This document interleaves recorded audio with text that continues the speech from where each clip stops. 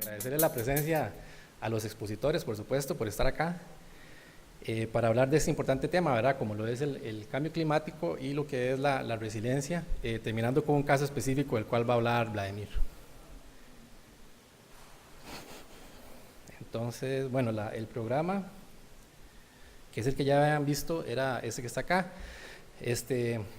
Va a empezar hablando Iván Delgado, de lo que es la Dirección de Cambio Climático. Después Federico Corrales, Federico que está, levante la mano, Federico, de la GIZ. Nazaret Rojas es la que está a punto de llegar, está parqueando. Y Vladimir, que está aquí, del Colegio Federado. Entonces, bueno, básicamente, todas las instituciones que ustedes saben, ven, buenas tardes. Todas las instituciones que ustedes ven ahí en esa filmina no es casualidad, y los expositores no están invitados por una cuestión aleatoria, sino que todos ellos han venido trabajando en lo que es la cuestión del cambio climático, ¿verdad? Y ellos hicieron la invitación al programa de Ingeniería Estructural, bueno, a la NAME, y nosotros hemos estado trabajando este año con ellos, y básicamente lo que queríamos con esta actividad era dar a conocer a la NAME, a la Universidad de Costa Rica y en general a la comunidad sobre estos trabajos que se están haciendo. Entonces, para poner un poco en el contexto, Nazaret, para poner un poco en el contexto, si vemos el reporte de riesgo de las Naciones Unidas, vemos que entre los países, los 15 países más expuestos a amenazas naturales, Costa Rica ocupa el lugar número 5 de todo el mundo. Y si nos vamos a la parte del riesgo, vemos que no mejoramos mucho, estamos en el lugar número 8. Entonces, sin tomar en cuenta el cambio climático, ¿verdad? Estos son datos promedio de 2012 al 2016, entonces como quien dice, ya entramos al partido perdiendo. Y muy interesante es que, por ejemplo, vemos el caso, vemos aquí a Japón y vemos a los Países Bajos del lado de la amenaza, pero del lado del riesgo desaparecen, y eso es porque ellos han trabajado muy bien la vulnerabilidad y entonces el riesgo disminuye considerablemente, ¿verdad? Nosotros no lo hemos hecho. Entonces estamos con una alta exposición y con un riesgo bastante alto comparativamente a nivel mundial. Si hablamos específicamente del cambio climático, y yo no me voy a extender mucho porque los compañeros aquí les van a presentar más información, ¿cuál es el efecto principal que nosotros más nos preocupa? Y es que son eventos extremos o severos que son cada vez más frecuentes, ¿verdad? Entonces lo hemos visto, ¿verdad? Hemos tenido las consecuencias principalmente en estos últimos 3 años, y eso implica pérdidas de vidas y pérdidas económicas que son no solamente costos directos, sino también costos indirectos, ¿verdad? Costos sociales, comunidades incomunicadas, la gente no puede sacar sus productos, etcétera, ¿verdad? Entonces hay un costo de dinero que actualmente en el contexto sabemos que no tenemos, ¿verdad? Y todos los años estamos reconstruyendo esa infraestructura. Y sabemos que sí se da un impacto muy fuerte, ¿verdad? Y esto que está acá son básicamente de efectos de los últimos 3 años. Yo no estoy incluyendo, no es la fotografía de los últimos 30, 25 años, ¿verdad? Entonces digamos que sí es algo que nos debe preocupar y por supuesto ocupar. Entonces, ¿qué medidas podemos adoptar? Bueno, por supuesto, el primero es reducción de las emisiones, ¿verdad? En eso todos nosotros podemos contribuir. Y lo que queremos es reducir básicamente los efectos, ¿verdad? Que esos efectos no sean tan severos o que no se den tan continuamente. Por otro lado está la adaptación a los efectos, ¿verdad? Que tiene que ver con la resiliencia, y eso es mitigar los riesgos. Y por supuesto siempre vamos a tener lo que es la atención de la emergencia, ¿verdad? Que esperamos que si la resiliencia es adecuada, que esa atención de la emergencia sea rápida y que no incluya muchos aspectos. Sin embargo, la experiencia de estos últimos años ha sido otra. Si nos vamos a lo que es la reducción de las emisiones, de parte de la NAME les puedo hablar de varias iniciativas, por ejemplo, de parte de la Unidad de Seguridad Viales Transportes hay iniciativas de movilidad urbana, ¿verdad? Uso de bicicletas. El pasado 10 de octubre Henry Hernández de la NAME expuso en un foro de descarbonización. Y por otro lado, por ejemplo, está el proyecto de asfaltos verdes o pavimentos verdes, en el cual se sustituye una parte del asfalto con plásticos reciclados. Sin embargo, hay que hacer mucho más, la tarea es gigantesca, ¿verdad? Hay que hacer muchas más cosas. Y por otro lado tenemos la adaptación. ¿Y qué podemos hacer? Por un lado, mejorar el diseño de la infraestructura nueva y además reducir la vulnerabilidad de la existente, ¿verdad? Entonces, ¿eso qué implica? Mejorar la información que se usa en insumos, que es parte de lo que ha presentado el Federico y Nazaret. Mejores predicciones del cambio climático, lo cual está asociado, por supuesto, a un costo, ¿verdad? ¿Cuánto es el costo que queremos asumir para reducir la vulnerabilidad? Mejores análisis hidrológicos hidráulicos y mejor gestión de activos para adaptación de obras. Otro es el cambio de políticas de gobierno e instituciones para reducir la vulnerabilidad. Entonces, por ejemplo, algo tan sencillo como el caso del Colegio Rey Curré, que se construye al nivel del Río Grande de Terra y que tiene una vulnerabilidad altísima, y cada vez que ocurra algo como NEID, pues va a perder prácticamente toda la infraestructura existente, ¿verdad? Entonces ya de nuevo entra perdiendo. Y también el mejoramiento del mantenimiento, ¿verdad? Lo que es limpieza del área hidráulica y de los sistemas de alcantarillado, que ya lo hemos vivido en las ciudades. Empieza el invierno y están tan atascados que se hacen inundaciones en diferentes puntos de la ciudad. Si hablamos del término de resiliencia, es un término sumamente utilizado en estos últimos años por todas las disciplinas prácticamente, desde psicología hasta empresas, todo lo que ustedes quieran, y hay definiciones, la que uno quiera escoger, ¿verdad? Yo la que les traigo hoy, básicamente está escrita, pero resumida con la figura de la izquierda mía. Tenemos el ciclo del evento, ¿verdad? Que es que el evento sucede, hay una respuesta, una recuperación y después una prevención, una mitigación. Entonces lo que buscamos con la resiliencia es que ese círculo sea lo más corto posible y que sea lo más efectivo posible. Si lo vemos desde el punto de vista gráfico, lo que vamos a ver es que inicialmente tenemos un evento que produce una caída en nuestra calidad de la infraestructura. Nosotros esperamos que con una adecuada resiliencia esa caída sea en un porcentaje bajo, 10%, 20%, pero si la resiliencia no es adecuada podría llegar al 80%, y adicionalmente que el tiempo de recuperación sea el menor posible, ¿verdad? Entonces lo que buscamos es que el efecto de esos, que siempre va a haber un efecto que sea reducido. Sin embargo, la situación general de los puentes implica, además de eso, recursos financieros limitados, múltiples amenazas, ¿verdad? No solo lo que son las tormentas, sino otra gran cantidad de amenazas naturales e incluso humanas. E importantes necesidades existentes debido a falta de mantenimiento y envejecimiento inherente a la infraestructura. Y es por eso que pensamos que la adaptación al cambio climático debe ser vista en el contexto de la gestión de puentes. Es decir, verlo dentro de la red de todos los demás puentes y tomar las decisiones que sean más efectivas desde el punto de vista del ciclo de vida, del costo, por medio de la administración del riesgo. Entonces, por ejemplo, en esta propuesta que hace Thompson de lo que es un ciclo de gestión de puentes, vemos que él introduce lo que es la administración del riesgo en el análisis del ciclo de vida.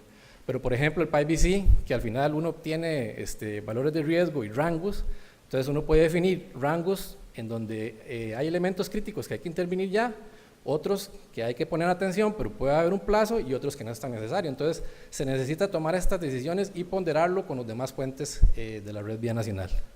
Entonces, básicamente eso era como para poner un contexto global de lo que es el cambio climático en la infraestructura, y pasamos con don Iván. Muy buenas tardes, encantadísimo de estar con ustedes esta tarde, y muchísimas gracias, Esteban, por la iniciativa e invitarnos a contarles qué es lo que estamos trabajando desde este proyecto. Mi nombre es Iván Alonso Delgado, yo trabajo en la Dirección de Cambio Climático del Ministerio de Ambiente. Ya tengo más de 12 años de estar trabajando en temas de cambio climático y sobre todo en la gestión y producción de política pública. ¿Cómo hacemos posible la resiliencia? ¿Cómo llevamos a cabo la adaptación? ¿Cómo logramos enfrentarnos a las amenazas y salir fortalecidos? Que es lo principal de la resiliencia. Ante una amenaza, ¿cómo salimos fortalecidos? Yo le traigo y les voy a explicar rápidamente la Política Nacional de Adaptación que se aprobó en abril de este año, la Decreto Ejecutivo 41091-MINAE, que es una política reciente. No existe una política de reducción de emisiones, no existe una política de descarbonización, mucho menos una política de carbono neutro. Pero finalmente el país tiene una política de adaptación, y eso gracias al Acuerdo de París, que le llevó a elevar el nivel de la adaptación y a decirnos, efectivamente, si bien aquí reducir las causas, que es a través de las emisiones de gases con efecto invernadero, lo que importa en este país, ¿qué es? Reducir emisiones. ¿Cuál es el aporte de Costa Rica a las emisiones mundiales? Es lo que dice don Esteban. ¿Cómo nos quitamos el golpe? ¿Cómo nos transformamos para evitar el golpe? Entonces, algunos de los temas principales de la política es que ustedes viven en una de las zonas más vulnerables a los eventos, ya lo dijo Esteban, por exposición y por el riesgo. Pero además, y ustedes saben igual que yo, viven en un país con deslizamientos, con sismos, erupción de volcanes, y agréguele variabilidad climática y agréguele cambio climático. Entonces, en resumido, si le puedo resumir la política de adaptación, lo que dice es que el problema no está en el cielo, el problema está en cómo nos organizamos humanamente en la tierra. Y esa es una cita que hace el semanario Universidad en el tiempo de Nate. ¿Cómo explicar el dolor que genera la destrucción de un evento extremo? ¿Cómo recordarles a ustedes a través de una política ese sentimiento de destrucción, de vida y muerte? Que no se nos olvide que ese es el tema de fondo. Tema de vida y muerte. ¿A través de qué? De estos daños, a través de estas pérdidas.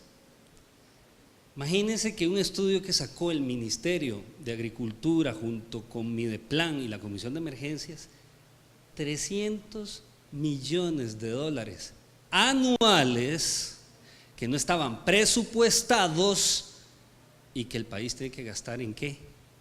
Rehabilitación.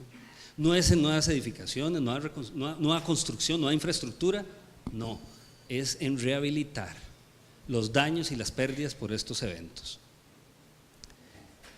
Daños directos, ni siquiera estoy hablando de los indirectos, como bien lo dijo don Esteban, que se nos eleva mucho más el costo y a veces es muy complicado hacer el seguimiento de los costos, pero en daños indirectos es mucho más que 300 millones de dólares anuales.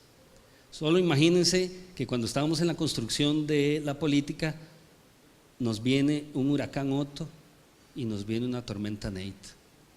Fue casi como que llegó en el momento indicado para decirle a nuestros políticos: mire lo que está sucediendo y cómo podemos actuar. Decía el director del Instituto Meteorológico, dice, para que el nivel de la adaptación llegue al nivel que estábamos hablando de carbono neutralidad, hoy descarbonización, necesitamos 3 Otos o 3 Nates para que articulemos todas las fuerzas políticas alrededor del tema. Creo que no es tan necesario, creo que poco a poco vamos avanzando en el tema sin necesidad de estos eventos, solo mostrándoles las evidencias. Solo para tormenta Nate, 423 puentes en daños, ¿no? Y 117 rutas nacionales. La Contraloría dice que tenemos que ser innovadores. En el último informe que sacó en noviembre del año pasado, nos dice: si invertimos hoy, mañana va a ser más barato, si no invertimos hoy, mañana va a ser más caro.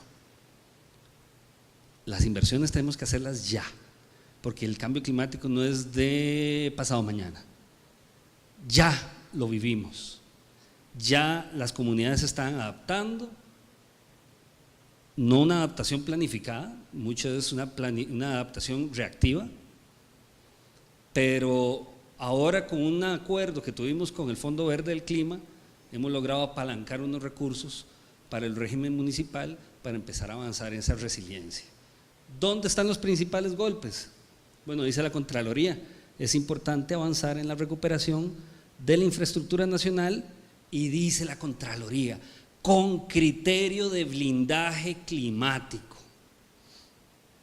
Entonces, no sé si han escuchado el tema de las contribuciones nacionales. Para el Acuerdo de París, todos los países que son parte del convenio marco dijeron, bueno, vamos a hacer un traje a la medida nuestra y vamos a proponer ciertas metas de aquí al 2030. Bueno, una de estas metas es crear métodos para identificar y corregir vulnerabilidades físicas de los sistemas de infraestructura pública. ¿Dónde nos duele? Bueno, en la parte de infraestructura y en la parte agropecuaria. Esos son los principales golpes que ya sabemos dónde nos ataca cada vez que viene un evento extremo. Y para eso nace la Política Nacional de Adaptación, que finalmente es una herramienta habilitadora. Es decir, aquí hay iniciativas, lineamientos, ejes de acción que la misma comunidad ha propuesto. ¿Para qué? Para que puedan abrirse espacios de construcción de resiliencia. Entonces, un objetivo general, bueno, el objetivo general de la política es cómo transitar hacia un modelo de desarrollo resiliente, que es lo que firmamos 195 países en el Acuerdo de París. ¿Cómo logramos avanzar? O sea, ¿cómo logramos realmente lograr la resiliencia en nuestro modelo de desarrollo? Que es lo que habla finalmente el tema de la adaptación. Bueno, 3 objetivos fundamentales. Primero, fortalecer capacidades, fortalecer esas condiciones de resiliencia. Nosotros no aumentamos la resiliencia, lo que podemos hacer a través de política pública es aumentar las condiciones que les van a permitir ser resilientes y por supuesto fortalecer las capacidades. Otro tema que es parte del objetivo segundo específico: ¿cómo evitar esa exposición? ¿Cómo evitar esa fragilidad? ¿Cómo aumentar la capacidad adaptativa? Y lo más importante, ¿cómo reducir esas pérdidas y esos daños? Pareciese que anualmente es casi imposible realmente reducir nuestras pérdidas y nuestros daños. Ahí está la evidencia. Pero no podemos quedarnos en el pesimismo. Acuérdense que la iniciativa de Costa Rica siempre es: detrás de una amenaza que hay, una oportunidad. Y ese es el discurso que el país ha estado llevando en los convenios marcos de cambio climático, los de biodiversidad, de certificación. Detrás de una amenaza hay oportunidades, y como veo caras muy jóvenes aquí, pues ustedes profesionales futuros y profesionales actuales, pues tienen una gran responsabilidad acá. ¿Por qué? Porque eso es lo que está buscando el mundo, buenos ejemplos. ¿Y dónde va a conseguir los ejemplos? En China. Es decir, muchos de los que hacen el problema histórico son los que nos venden las soluciones. Hay que hacer un alto ahí. Entonces, la resiliencia empieza también por casa. Y por eso es tan importante este tipo de alianzas con la NAME, con GIZ, con el Colegio Federado de Ingenieras, Ingenieros, Arquitectos y Arquitectas. Aprovechar la oportunidad. Ese es el tercer objetivo específico de la política. Capacidad, condiciones, cómo disminuimos vulnerabilidad, daños y pérdidas, y lo más importante, cómo aprovechamos oportunidades. La política tiene 6 ejes principales, 3 instrumentales, 3 sustantivos, pero lo más importante es el tema aquí de cómo blindamos, cómo conocemos, cómo planificamos y cómo logramos invertir. Y a esto se le agregan 2 temas. Uno, que es cómo hacer una adaptación basado en ecosistemas, o sea, una adaptación que parta de la base natural en la que vivimos, y cómo hacemos que además esto sea una adaptación también basada en las comunidades.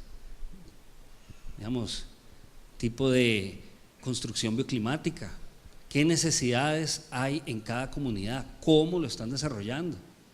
Entonces también hay que ir a trabajar con la comunidad. No pueden, como hacen el Limbo, que lleva un plano y da ahí lo mismo si es en Guapiles o si es en el Cerro de la Muerte. Da lo mismo. Hoy, mañana va a ser distinto. Esa es nuestra iniciativa de transitar hacia un modelo de desarrollo resiliente. Y bueno, y por supuesto el tema de economía resiliente: blindar, conocer, planificar, invertir, soluciones comunitarias y basadas en ecosistemas y cómo lograr esas alianzas público-privadas.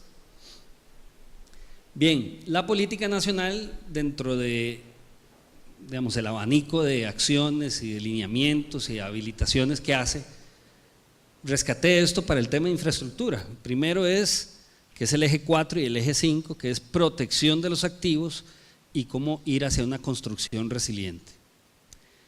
Al 2030 nos vemos con que reducimos la exposición y vulnerabilidad de la infraestructura pública. ¿Es posible? Al 2030. Pregunto yo. Un lineamiento, ¿cómo asegurar la robustez de obra en infraestructura? ¿Cómo generar esos diseños y validación de un protocolo para la evaluación de vulnerabilidad de la infraestructura? ¿Ah? ¿Cómo aplicar este protocolo a la infraestructura? ¿Ah? E incorporar estas medidas de adaptación. Y el último indicador, que sería para nosotros más de impacto, que es cómo reducir estas pérdidas y estos daños en la infraestructura por eventos hidrometeorológicos extremos. Entonces, parte del proyecto que estamos en este momento mostrándoles y les vamos a mostrar es ese primer acercamiento que hemos tenido con Ingenieros Canadá para un protocolo de evaluación de vulnerabilidad de la infraestructura. ¿Cuál es la idea? Tropicalizarlo, hacer uno para nuestro país dentro de las necesidades nuestras, dentro de los criterios que ustedes pueden aportar, bajo el conocimiento experto de ustedes, cómo construimos este tipo de evaluación para medir la infraestructura. Y decir, bueno, es vulnerable, no es vulnerable, ¿cómo podemos hacer que sea resiliente ante estos eventos? El problema no está en el cielo, insisto, está en cómo nos organizamos en los territorios. Ese es el punto. Ya sabemos que los problemas que vienen desde el cielo o de la tierra también a nivel de sismos, vienen. No sabemos cuándo exactamente, pero sabemos que vienen anualmente. Bueno, ¿cómo nos preparamos? ¿Cómo salimos adelante sobre eso? No ser reactivos, sino aquí es la prevención y ser proactivos en el tema.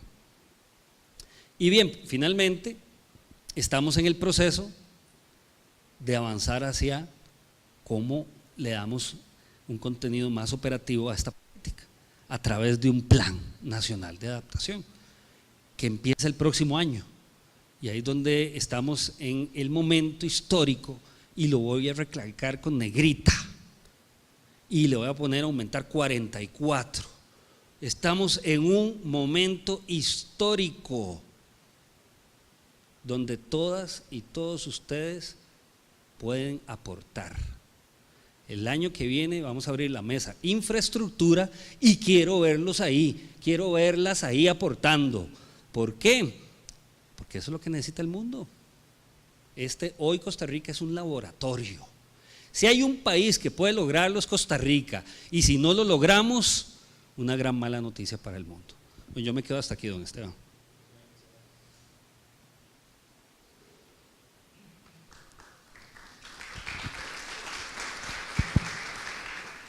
Bueno, muy buenas tardes, muchas gracias por estar acá. Yo soy egresado, licenciado de Ingeniería Civil de la Universidad de Costa Rica, y me gusta mucho ver todo lo que hemos construido con todos los impuestos en estos años y los sueños de los profesores nuestros, así como Juan Pastor, como Max Sittenfeld, como Mario Arce, como Napoleón Cruz, todos ellos profesores míos. Entonces me alegra mucho estar acá, muchas gracias. Yo trabajo con la cooperación alemana, con la GIZ hace más de 20 años. Y les quiero traer un poco el mensaje de lo que estamos haciendo, no solo en Costa Rica, sino a nivel global. Y por dicha me acompañan aquí los expertos, los colegas del Colegio de Ingenieros, del Instituto Meteorológico, de la Dirección de Cambio Climático. Trabajamos cercano también con el TEC, con CONAVI, con el MOP, en este tema. Bueno, no voy a insistir mucho en números porque ya los números nos ayudó lo que dijo Esteban, nos ayudó lo que dijo Iván, pero sí, en realidad Costa Rica tenemos un problema muy serio con el tema de las pérdidas por infraestructura causadas por eventos climáticos extremos. Eso no es solo de Costa Rica, pero en Costa Rica, digamos, estamos en un nivel realmente de una alerta muy grande, y yo que he trabajado en proyectos de cooperación, En este caso tengo, creo que la mayor concurrencia que he tenido, el mayor apoyo de todas las instituciones. O sea, como decía Iván, este es un momento crítico porque yo creo que la gente en Costa Rica está muy consciente de la necesidad de mejorar algunas cosas en adaptación al cambio climático. Y eso es una ventaja, digamos, para el proyecto porque sí tenemos mucho apoyo. Básicamente, como les decía, ese no es un problema solo del país, se trata en el fondo de ese climate proof, que le llaman tan bonito en inglés, ¿verdad? Que tal vez en español no suena tan bonito, pero es cómo hacer resistente al cambio climático, a las variaciones en el clima, a la infraestructura que estamos construyendo. Y ahí hay un tema interesante, porque en ingeniería uno siempre creyó, o eso es lo que hemos aprendido, que uno puede diseñar pensando en que lo que pasó en el pasado se va a repetir en el futuro. Esa es la base, ¿verdad? Cuando uno ve el código sísmico, cualquier código, uno dice la probabilidad de que suceda algo en tal tiempo, en un periodo de retorno es tanto, y así diseñamos. Porque asumimos que la naturaleza más o menos se comporta de una manera cíclica, en el futuro lo va a hacer como lo hizo en el pasado. Y ahí está la clave de este tema, que si el clima sigue variando tanto, eso no es tan cierto, sino que no solo tenemos que ver hacia atrás, sino tenemos que ver también al futuro. O sea, nuestros diseños deben considerar una variable nueva que es el tema del cambio climático y por eso requerimos modelos matemáticos, requerimos modelación, requerimos un montón de cosas complejas que hasta ahora no tenemos. Entonces un poco esa es la idea de este proyecto, cómo mejorar la información que tenemos para tomar mejores decisiones y para mejorar también nuestros diseños, considerando esa variable nueva que es el cambio climático. Eso, como decía Iván, es parte de los planes nacionales de adaptación, y son obligaciones nacionales de los países y Costa Rica está con pasos adelante en ese tema. El otro concepto, y al propio no traduje el Climate Services, ese concepto porque es un concepto que internacionalmente se usa así, está definido básicamente por hay un Global Framework, una estructura que ha creado el Organismo Mundial Meteorológico en donde se define qué es el servicio climático, y el servicio climático o los Climate Services es básicamente cómo funciona, digamos, el proceso para obtener esos datos que les digo que ahora requerimos y que antes no requeríamos de una manera, digamos, tan concreta. Básicamente, la provisión del servicio climático lo que requiere es de que haya una relación entre oferta y demanda, que ahora existe, no es que no. Cuando ustedes diseñan, por ejemplo, un puente, y el CONAVI en sus términos de referencia pone que se requiere información meteorológica, incluso a veces vienen hasta las estaciones a las que hay que comprarles, digamos en el caso del ICE o meteorológico, los datos. Ahí hay una relación oferta-demanda, pero no es una relación, digamos, tan transparente, tan efectiva. A veces uno pide un dato y le dan otros datos. Entonces lo que hace falta es básicamente… ¿cuál es el puntero? Básicamente, digamos, por un lado tenemos los proveedores, o sea, los que están midiendo, estudios básicos del ICE, el Instituto Meteorológico, la misma universidad tiene estaciones meteorológicas, hay un montón de gente que está midiendo, y hay gente que requiere esa información, y no hablo solo de infraestructura.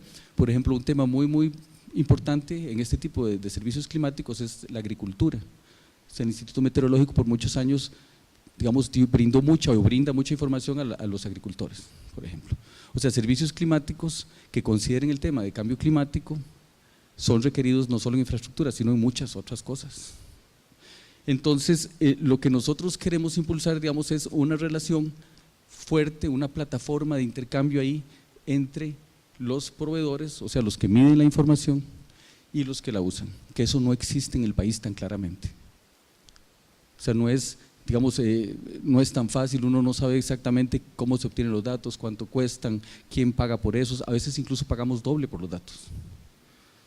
Hay obras que requieren datos que se pagan, pero en realidad esos datos, por ejemplo, ya fueron pagados con impuestos nuestros. Entonces, esa relación también interesante, yo lo descubrí hace poco, pero en Costa Rica, a diferencia de muchos países, no tiene un instituto hidrológico. Costa Rica tiene un meteorológico, y en muchos países hay meteorológico e hidrológico, y un país con los ríos, con la cantidad de agua que tiene este país, y no tenemos un instituto hidrológico.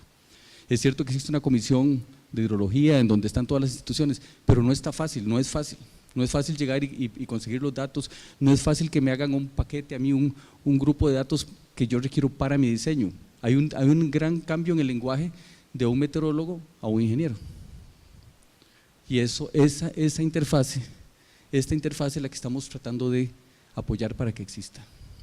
Que eso tiene su tema, su dificultad, pero eso es un poco la idea. El proyecto, ya en términos globales, el proyecto básicamente tiene el objetivo de que se usen más esa información climática disponible, mejorar esa relación entre la oferta y la demanda. Tenemos 3 años de trabajo, un volumen de unos 5 millones de euros, y algo interesante es los países que somos parte, que no es solo Costa Rica. Un poco como decía Iván, también Costa Rica a veces funciona como laboratorio y nosotros nos vendemos bastante bien porque cuando uno compara las escalas, no solo en las emisiones, como también decía Iván ahora, sino por ejemplo en el tamaño, en las obras de infraestructura, nosotros somos una escala muy pequeña. Si ustedes ven, en este proyecto está Brasil, está Vietnam, está la iniciativa de integración de la cuenca del río Nilo, o sea, son grandes territorios, digamos, pero todos tienen la misma problemática, una infraestructura que está siendo cada vez más afectada por el cambio climático y en donde se requiere este tipo, digamos, de coordinación entre oferta y demanda de servicios climáticos. En Costa Rica, nuestra contraparte principal es el MINAE, que representa aquí Iván, pero también trabajamos, como les decía, con el Colegio de Ingenieros, con el Meteorológico, con un grupo grande, digamos, de entidades. Otra cosa interesante es que también tenemos el apoyo del Servicio Alemán Meteorológico, digamos, el Servicio Meteorológico Alemán, y ahí estamos impulsando mucho la cooperación con el Instituto Meteorológico de Costa Rica, que ya tienen su relación, pero estamos también impulsando, digamos, una mejora de coordinación con ellos. Básicamente, digamos, los componentes del proyecto es el tema del mejoramiento de la información hidrológica, meteorológica, la integración de estos procesos en la planificación de la infraestructura y unos casos de análisis concretos que ahora nos va a presentar Vladimir para el caso de Costa Rica, en donde estamos aplicando un protocolo que él también les va a contar qué es, un poco a nivel piloto, pero el país le queda la tarea de definir qué protocolo va a utilizar para analizar el riesgo de su infraestructura. Ese es el gran tema. Tal vez así como manera de ejemplo, bueno, como les decía, tenemos el apoyo del trabajo conjunto entre los distintos institutos meteorológicos, foros de diálogo para promover esa relación oferta-demanda. Básicamente eso es, digamos, lo que llamamos el plan de trabajo 1, que lo coordina el meteorológico. Aquí está mi colega Nazaret, que les va a contar un poco el tema del Plan Nacional de Adaptación, que es básicamente lo coordina el MINAE, que nos habló Iván ahora también un poquito, y lo que él un poco habló, apoyo a la tropicalización de un protocolo. Ahora vamos a ver cuando Iván presente de qué estamos hablando con ese protocolo. Y el tema tercero de trabajo es la aplicación piloto de ese protocolo, de ese análisis de riesgo. Hablamos de un análisis de riesgo climático en infraestructura y en cada una de las zonas donde trabajamos tenemos distintos tipos de infraestructura. Para el caso de Costa Rica se hicieron entrevistas, conversamos con gente de muchos, sector público, privado, instituciones, profesionales en el tema, y al final pues para Costa Rica se pensó que el tema eran puentes. Puentes es un tema, como decía Esteban ahora, es un tema especialmente neurálgico, digamos, en Costa Rica en la infraestructura. Creo que ahí no hay mucha discusión. Para el caso de Brasil se trabaja en líneas de transmisión eléctrica y en un puerto en el sur de Brasil. En el río Nilo el tema del aprovechamiento del recurso hídrico es muy importante, entonces ahí trabajamos en una represa. Y para el caso de Vietnam, una obra grande de un proyecto que está en preparación, de un puente con unas esclusas. Eso es básicamente, digamos, en que trabajamos en los distintos países, para que ustedes tengan una idea digamos, del espectro de los tipos de infraestructura en que trabajamos. Eso es básicamente por mi parte. Creo que ahora tenemos chance, ojalá que tengamos chance de conversar un poco y que ustedes nos den sus observaciones. Esteban. Gracias.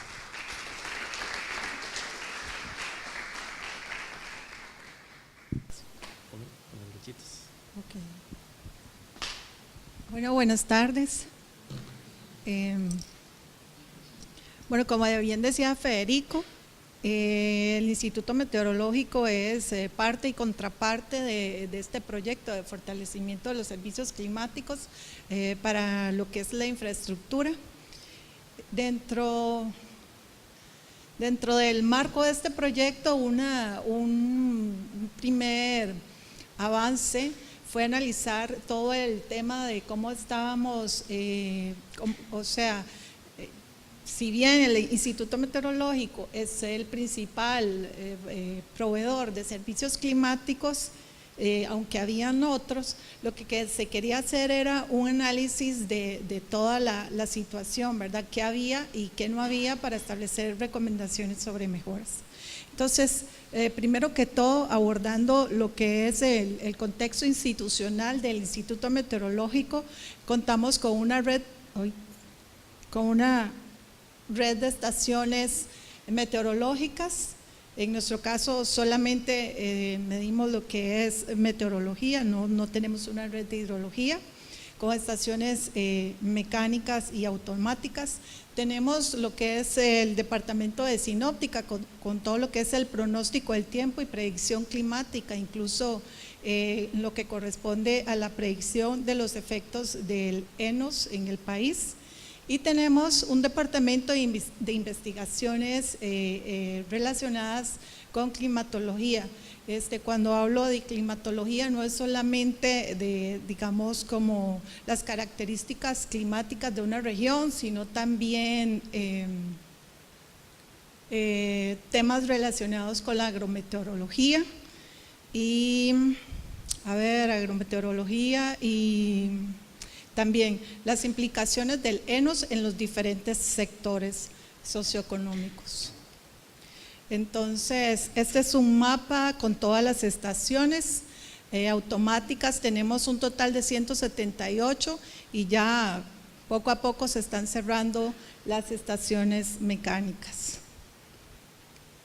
Entonces, dentro de los pronósticos del tiempo y predicción, tenemos pronósticos diarios, pronósticos extendidos, pronósticos marinos, predicciones de las estaciones secas y lluviosas, cuándo son los periodos de transición. Estas predicciones están actualizándose cada 3 meses y hay una presentación con la prensa, la CNE y otras instituciones cada 6 meses. Y por supuesto lo que es una componente muy fuerte, que es la detección de los fenómenos atmosféricos que nos pueden afectar. Eso lo hace lo que es el departamento de sinóptica. Como algunos sabrán, todos los meses se publica un resumen meteorológico con los diferentes eventos, diferentes datos de algunas estaciones, principalmente para cada una de las regiones climáticas en las que está dividido el país. Esto me lo voy a brincar porque es como parte de el resumen de lo que les he venido explicando. Tenemos una página web que poco a poco se está haciendo un poco más interactiva, supuestamente más dócil para la gente, pero de la página anterior a esta han habido así muchos cambios y la gente sí estaba muy acostumbrada a la página anterior, ¿verdad? Que era un poquito más tiesita. Les ha costado mucho, pero bueno, la idea es irnos modernizando, ¿verdad? Poco a poco. Hay una página que todavía sí está tiesita dentro de la página web de Cambio Climático. Aquí entran a este sitio y ahí encuentran todas las publicaciones que hace el Instituto Meteorológico, principalmente en lo que corresponde a climatología. Con respecto a uno de los principales servicios climáticos y los que la gente más pregunta son los escenarios climáticos. Por ejemplo, tenemos que definir una línea base, ¿verdad?, para poder establecer las proyecciones de los escenarios de cambio climático a futuro. Entonces, estas son las líneas bases que se están utilizando para lo que son los futuros escenarios. ¿Por qué digo futuros escenarios? Porque si bien, bueno, esos son los mapas que tenemos sobre el clima actual. Este era para lo que es la precipitación, temperatura, humedad relativa y velocidad media. Todos esos son a nivel anual. Hay un primer desarrollo de los escenarios de cambio climático con estas concentraciones de gases de efecto invernadero para diferentes periodos, 2010 al 39, del 40 al 69 y para finales de siglo. Lo que pasa es que, les cuento que a partir de este proyecto de CSI, vamos a disminuir la incertidumbre con la cual se desarrollaron estos escenarios. Esos son unos ejemplos de lo que es los escenarios de precipitación. Este es para finales de siglo. Estos se van a mejorar, entonces hasta que no se mejoren con una parte del proyecto, con el apoyo del Instituto Tecnológico de Costa Rica, y se está buscando el apoyo internacional para mejorar las salidas, entonces eventualmente vamos a tener algo así mejorado y que se podrá ser publicado, y la idea es ponerlo en un geoportal dentro de la página web o un link, mejor dicho, en la página web para que sea más fácil la descarga, algo así como lo hacen en México y en España. Entonces, cuando tengamos este producto, la gente ya va a poder utilizarlo, puede referenciarlo, porque hasta este momento las salidas son solamente así, casi que en imagen. Eso es uno de los alcances que eventualmente tendremos con este proyecto. Bueno, entonces, como les decía al inicio, una parte de este proyecto era analizar toda la componente de los servicios climáticos que brinda el IMN.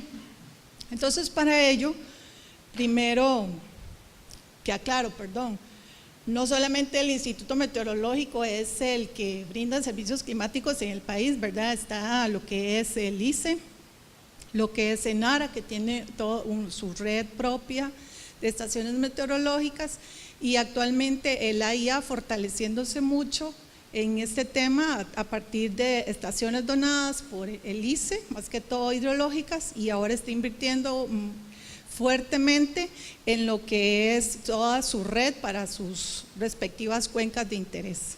Entonces, bueno, como el Instituto Meteorológico Nacional era el más fuerte proveedor de los servicios climáticos, entonces este proyecto y además como éramos una contraparte, este proyecto realiza este análisis específicamente para el IMN.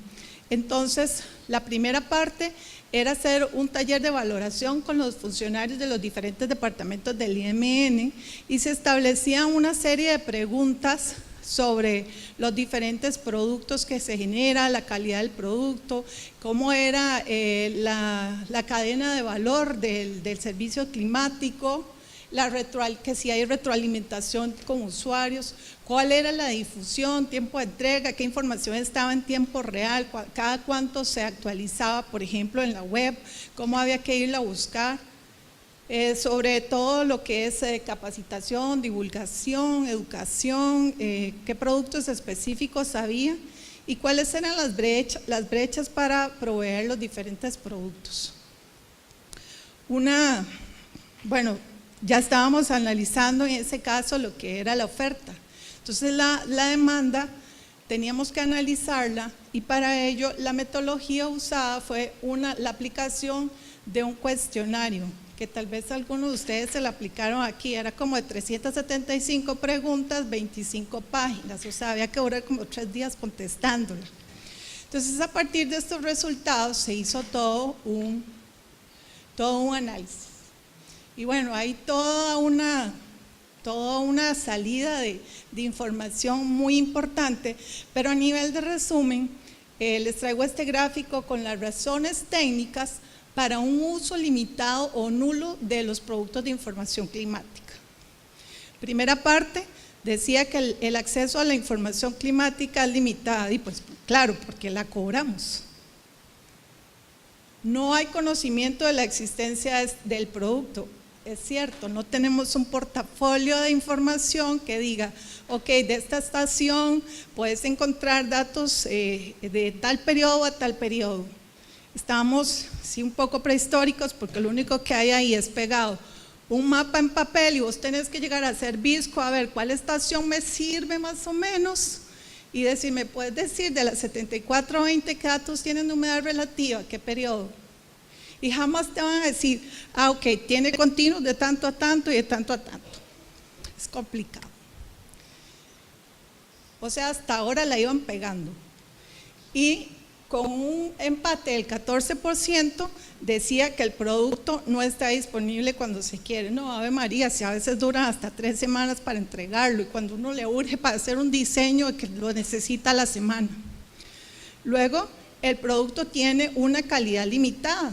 Es cierto, porque ahí hay periodos en los que una estación estuvo cerrada por diferentes productos, y, por diferentes factores, y ahí les puedo contar 1001 historia, ¿verdad?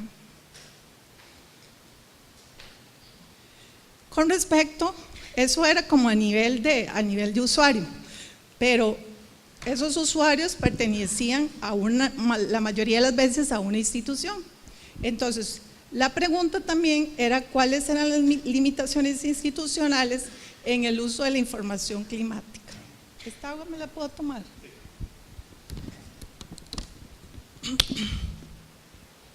Es que estaba con unas alergias y entonces me da demasiada sed.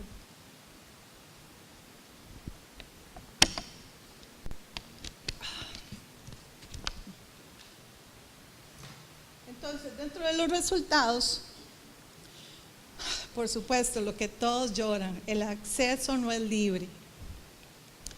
No es libre, pero cabe destacar que si es para fines de investigación y hay una buena justificación y una carta de la universidad, pues sí se les dan. Luego, no hay una obligación legal en el uso de la información climática. Otro es que el costo-beneficio del uso de la información climática no es rentable. Bueno, tampoco es que sea tan cara, ¿verdad? Pero bueno, esa fue la percepción de los entrevistados. Entonces, dentro de las conclusiones, principalmente eran más los desafíos que las ventajas que nos proponían, ¿verdad? Entonces,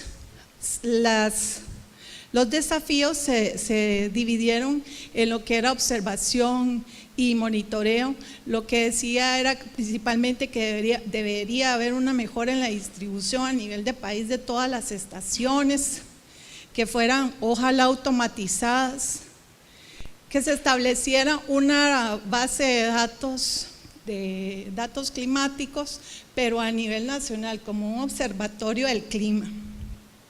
Imagínate, no quiero ni saber. Luego, hablaban mucho sobre las redes de observación de datos hidrometeorológicos. Claro, más de uno había tenido la mala experiencia de ir a buscar los datos en el ICE, ¿verdad? Y más si eran regalados, pedidos regalados. A ver, ¿qué más?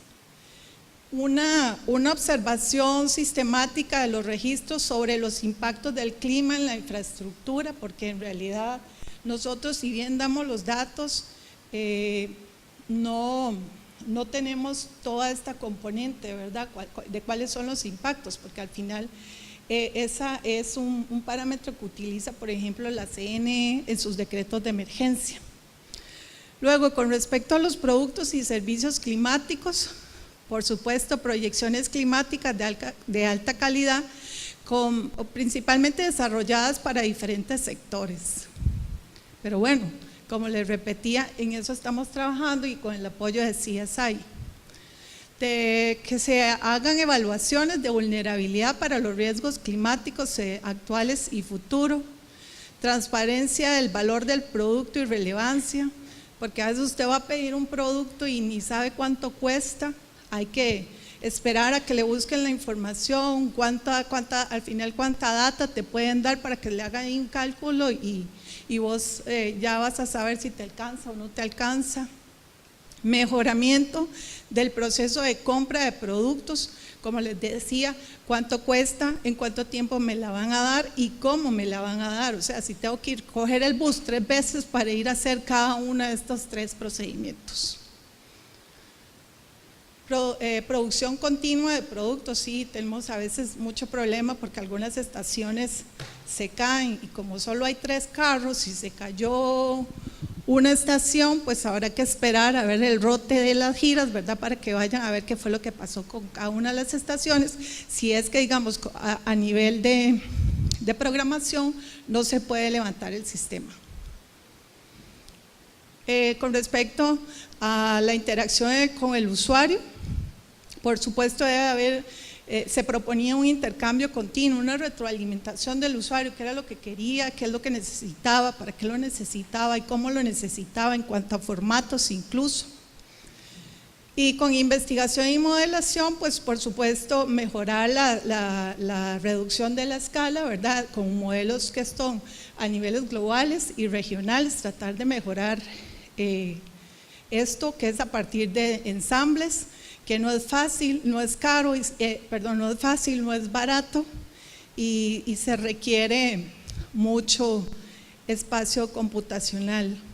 Y por supuesto desarrollar productos específicos, digamos como para cada uno de los sectores, el sector agrícola. Nosotros tenemos prácticamente solo acercamientos con Conarroz, un poco ahora con Dos Pinos que se han acercado, y también con la Liga de la Caña hubo un acercamiento, ya no mucho, y Corvana, que tiene su propia red de estaciones y que de hecho nos comparten los datos, pero que no los podemos vender.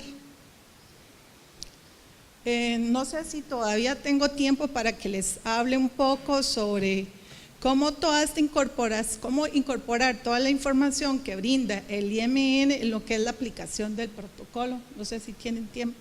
¿Sí? Okay.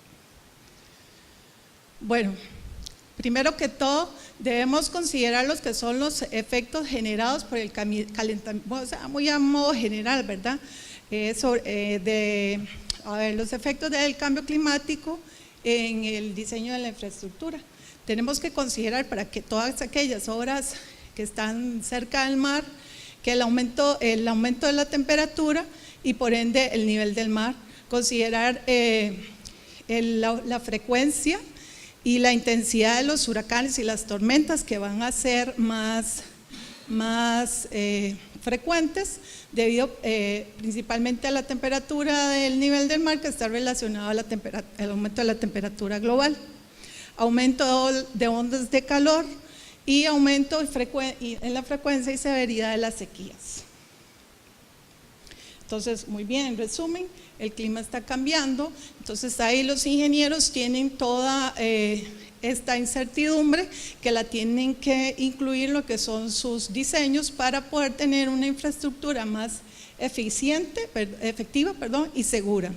Entonces ahí podría entrarse a cuestionar algunos de los códigos de diseño que, como decía Federico, que puede ser que se utilicen solamente los datos históricos como la metodología normal que hemos venido aplicando, pero no se está incorporando el tema, la variante esta del cambio climático. Entonces, por ejemplo, yo puedo diseñar hoy día con un periodo de retorno de 1 en 100 años, que es con base en los datos históricos. Pero esto no representa lo que se va a enfrentar. Si bien hay una variabilidad, cuando ustedes analizan la tendencia de registros largos, van a ver que hay una tendencia al aumento, por ejemplo, en las precipitaciones máximas mensuales, por decir algo. Entonces, como les decía, si tenemos este análisis que de acuerdo con los datos históricos se daba 1 en cada 100 años, es posible que este mismo evento, ahora si usted lo analiza con sus datos más actuales, podemos encontrar que, por ejemplo, este evento se está replicando cada 10 años. Lo que quiere decir que el clima futuro tiene un rango más amplio de extremos climáticos. Bueno, esto hay que considerar, no me voy a ahondar mucho, pero hay que considerar muchos factores, ¿verdad? Las cuencas ya no son las mismas de antes, por ejemplo, está el efecto del cambio climático, o sea, son muchos factores que hay que entrar a considerar en el tema de diseños. Entonces, como decía Iván, como decía Federico, la infraestructura debe ser resiliente, o sea, se debe adaptar. Pero ¿cómo incorporar el tema del cambio climático en una herramienta para para evaluar o definir un proceso de adaptación, ¿verdad?, para la mejora o el blindaje de esa infraestructura. Y bueno, desde el 2010, ¿verdad?, desde el 2009, 2010 yo empecé con, de hecho era la única casi que quedaba, ¿verdad? Empezamos con el Colegio de Ingenieros de Canadá en la aplicación del PIVC. Cuando usted le empieza a explicar, que ahora es la parte de Vladimir, cuando les empiezan a explicar lo que es el PIVC, esto es una mancuerna de profesionales del área de la ingeniería y del área climática. O sea, fusionar eso es como un pleito de gatos a veces. Entonces, con respecto a lo que es el equipo técnico de clima y meteorología, debe de tener conocimientos desde el tema de los eventos climáticos, de todo lo que es el tema de climatología de cada uno de los sectores del país, que nosotros tenemos bastante variabilidad en este caso, desde el conocimiento de que hay en las bases de datos de cada uno de los países, o incluso bases de datos satelitales cuando definitivamente no hay datos en algún lugar. Entonces, considerando que el PIVC analiza el riesgo como la severidad que está relacionado con la parte de ingeniería y o lo que es la vulnerabilidad, y la probabilidad está basado, por así decirlo, como en la amenaza, ¿verdad?, la amenaza del parámetro climático que vamos a analizar para cada una de la infraestructura a la cual se le está aplicando el protocolo, ¿verdad? Entonces, debemos, cuando se define la infraestructura, ya sea un puente, una carretera, una edificación, nosotros debemos, con un grupo de expertos, conocer cuáles son o definir cuáles son las interacciones entre los eventos climáticos y las componentes de la infraestructura. Entonces, para ello tenemos que identificar los diferentes eventos climáticos que podrían ocurrir o han ocurrido en la región donde se ubique la infraestructura, cómo han afectado a la infraestructura y cómo eventualmente podrían afectarla. A partir de ahí se define un horizonte de tiempo de clima actual, que principalmente entre más largo mejor, y un umbral para lo que es el clima futuro, que está basado en la vida útil de la hora, si es lo que le queda o si vamos a construir una nueva, cuánto va a ser este periodo.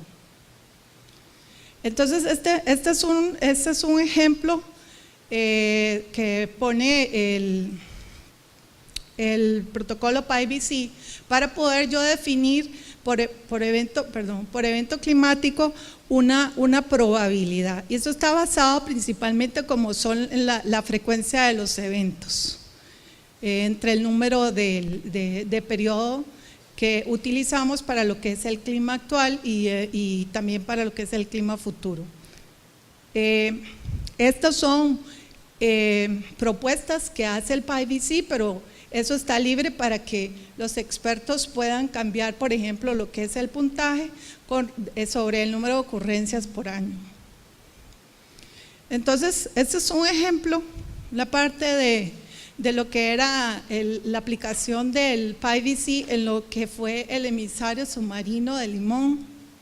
Entonces, donde uno de los parámetros climáticos era la lluvia e inundación, que correspondía a 250 milímetros por día. Esta lluvia e inundación se basó en una bitácora de trabajo, eso es súper importante a la hora de aplicar el protocolo. Teníamos esta evidencia, entonces una probabilidad actual de 4, que del periodo del 88 al 2017, o sea 30 años, se registraron 15 eventos. 15 entre 30.5, y de la matriz anterior, 0.5 estaba por acá, es una moderada posible, y le damos un valor de probabilidad de 4, que esa es la probabilidad aquí actual. Y tenemos una lluvia de sobrecarga que era de 110 milímetros por día, que sobrecargaba el sistema, pero que digamos no había ningún problema de inundación o salida de funcionamiento, con un valor de 6.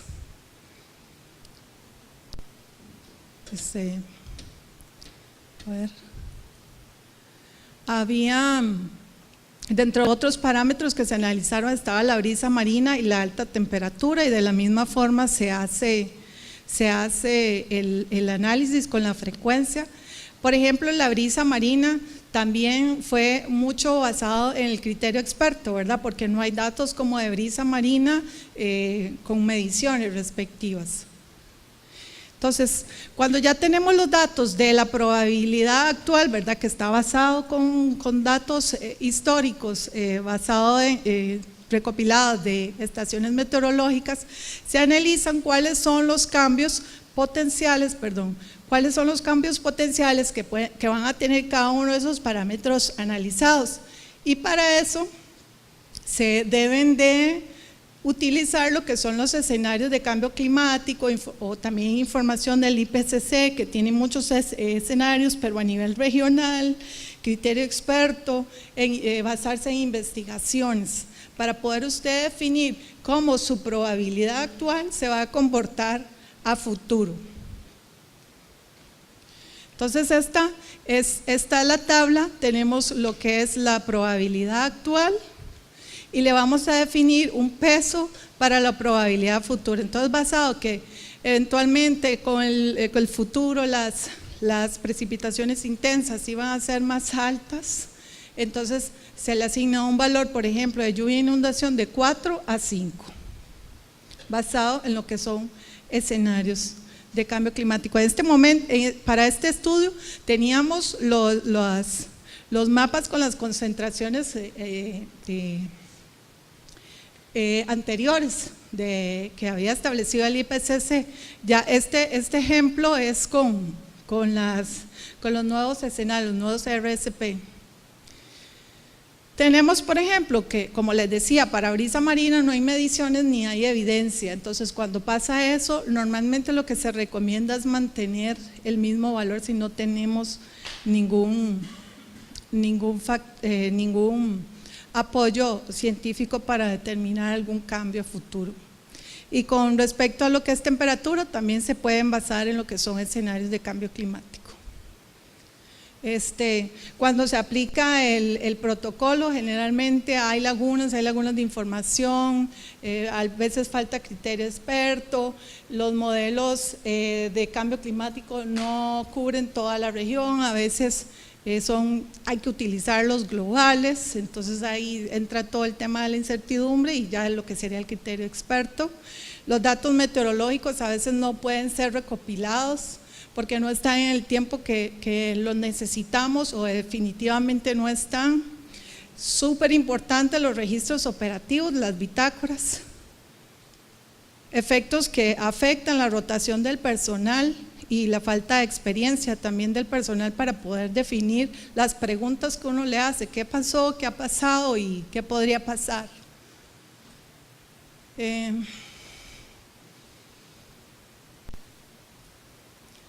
¿Cómo solucionar las limitaciones? Bueno, yo lo que podría decir de esto es que sobre la marcha ahí uno va haciendo un para allá y un para acá y al final se termina la aplicación del protocolo, porque si bien la aplicación del protocolo te da un patrón, pero no está así como muy definido, no te puedes mover para acá, no te puedes mover para allá, no puedes salir de acá, no, es bastante dócil, bastante flexible, mucho el criterio experto, eso es lo que cabe, pues sí hay limitaciones, pero también hay que ser creativos para ver cómo se solucionan. Creo que eso sería.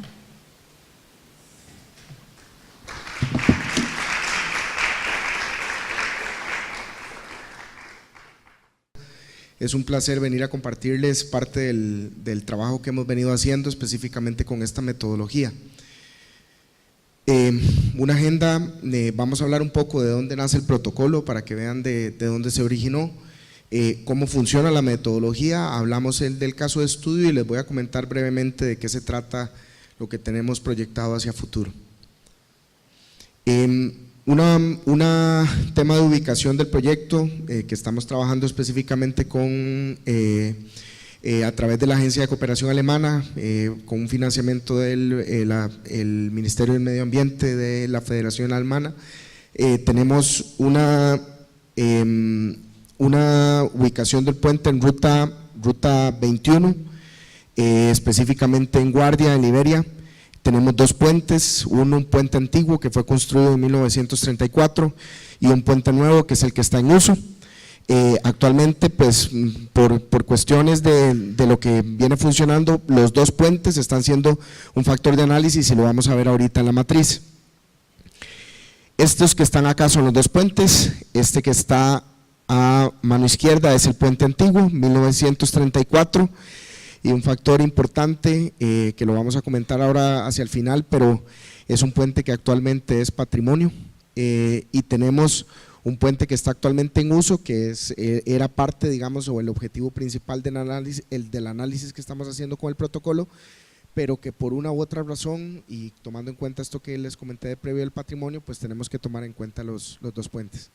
Eso es lo que normalmente vemos cuando pasamos pues con buen tiempo, qué sé yo, que si vamos de vacaciones o tenemos que pasar por alguna gira o alguna cuestión de esas. Esta parte que está acá es la que ya no vemos, cuando normalmente, bueno, como parte del estudio que estábamos haciendo, bajamos a hacer una revisión de las fundaciones, de la parte del entorno en sí del puente.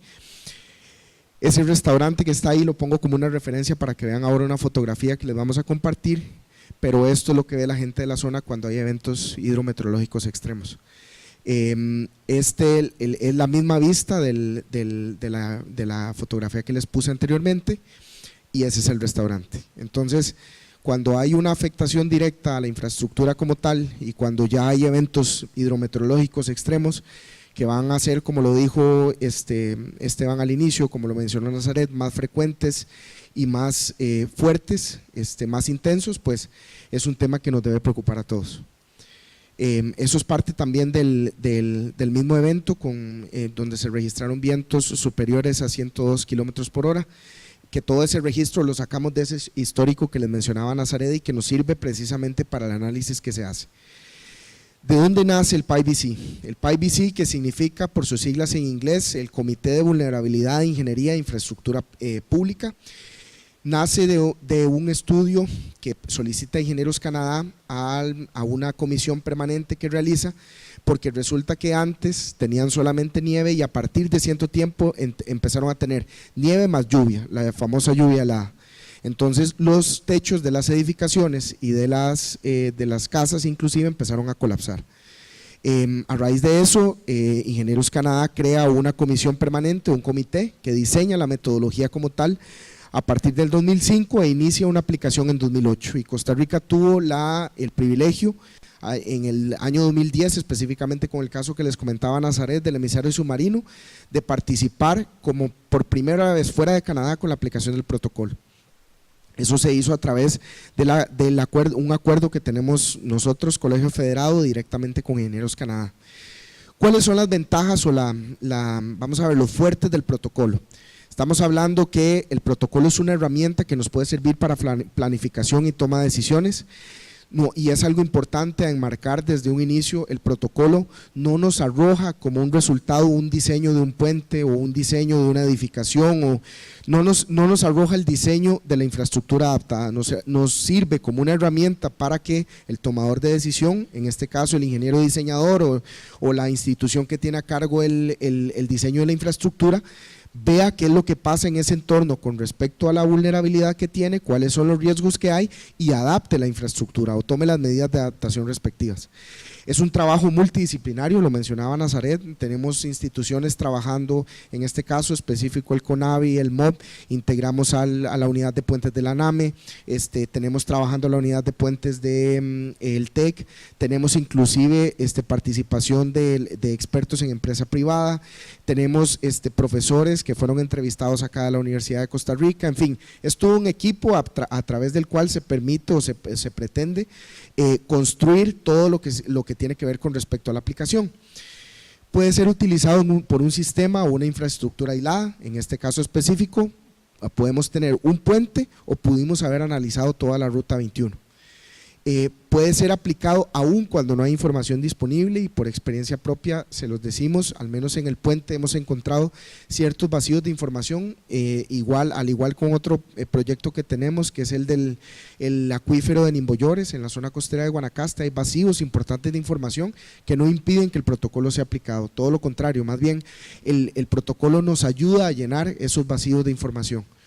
Y después, esto es importantísimo, tiene una flexibilidad para ajustarse a cualquier situación, es decir, podemos analizar infraestructura existente y Federico puso una filmina donde puso el proyecto global. Hay iniciativas que están en este momento en proceso de conceptualización o tenemos infraestructura que está ya existente, que se piensa ser rehabilitada o inclusive construida desde cero.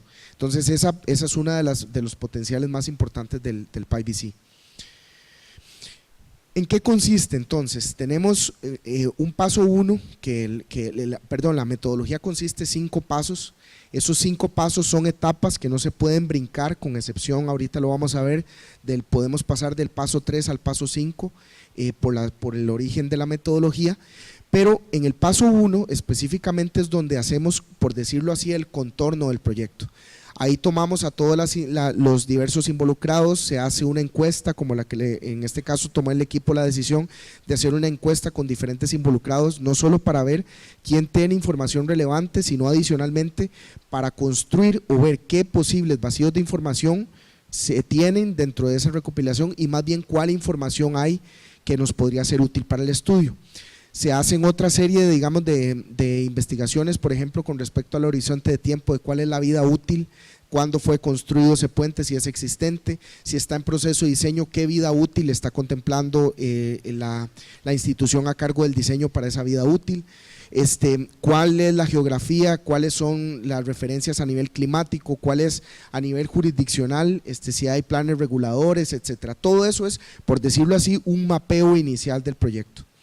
En el paso 2 empezamos ya propiamente con la recopilación de esa información y la construcción es una antesala de la matriz de riesgo, es decir, aquí empezamos a reunir, es un trabajo totalmente multidisciplinario, es decir, yo podría eventualmente sentarme en una mesa solo a llenar la matriz, pero no es la idea. La idea es que sea un trabajo donde las instituciones se hablen. Bueno, Esteban ha tenido la posibilidad de participar es una discusión inclusive de un día completo donde no nos alcanza el tiempo y lo tuvimos en el caso específico de este proyecto donde no nos alcanzó ni siquiera para completar una matriz. Y en este caso teníamos 6 matrices porque teníamos la matriz de la condición actual, teníamos la matriz de una posible eventualidad que sería la reconstrucción del puente o la rehabilitación del puente, donde tenemos un escenario actual y un escenario futuro y a partir de ahí tomar la decisión de si vamos a construir lo nuevo.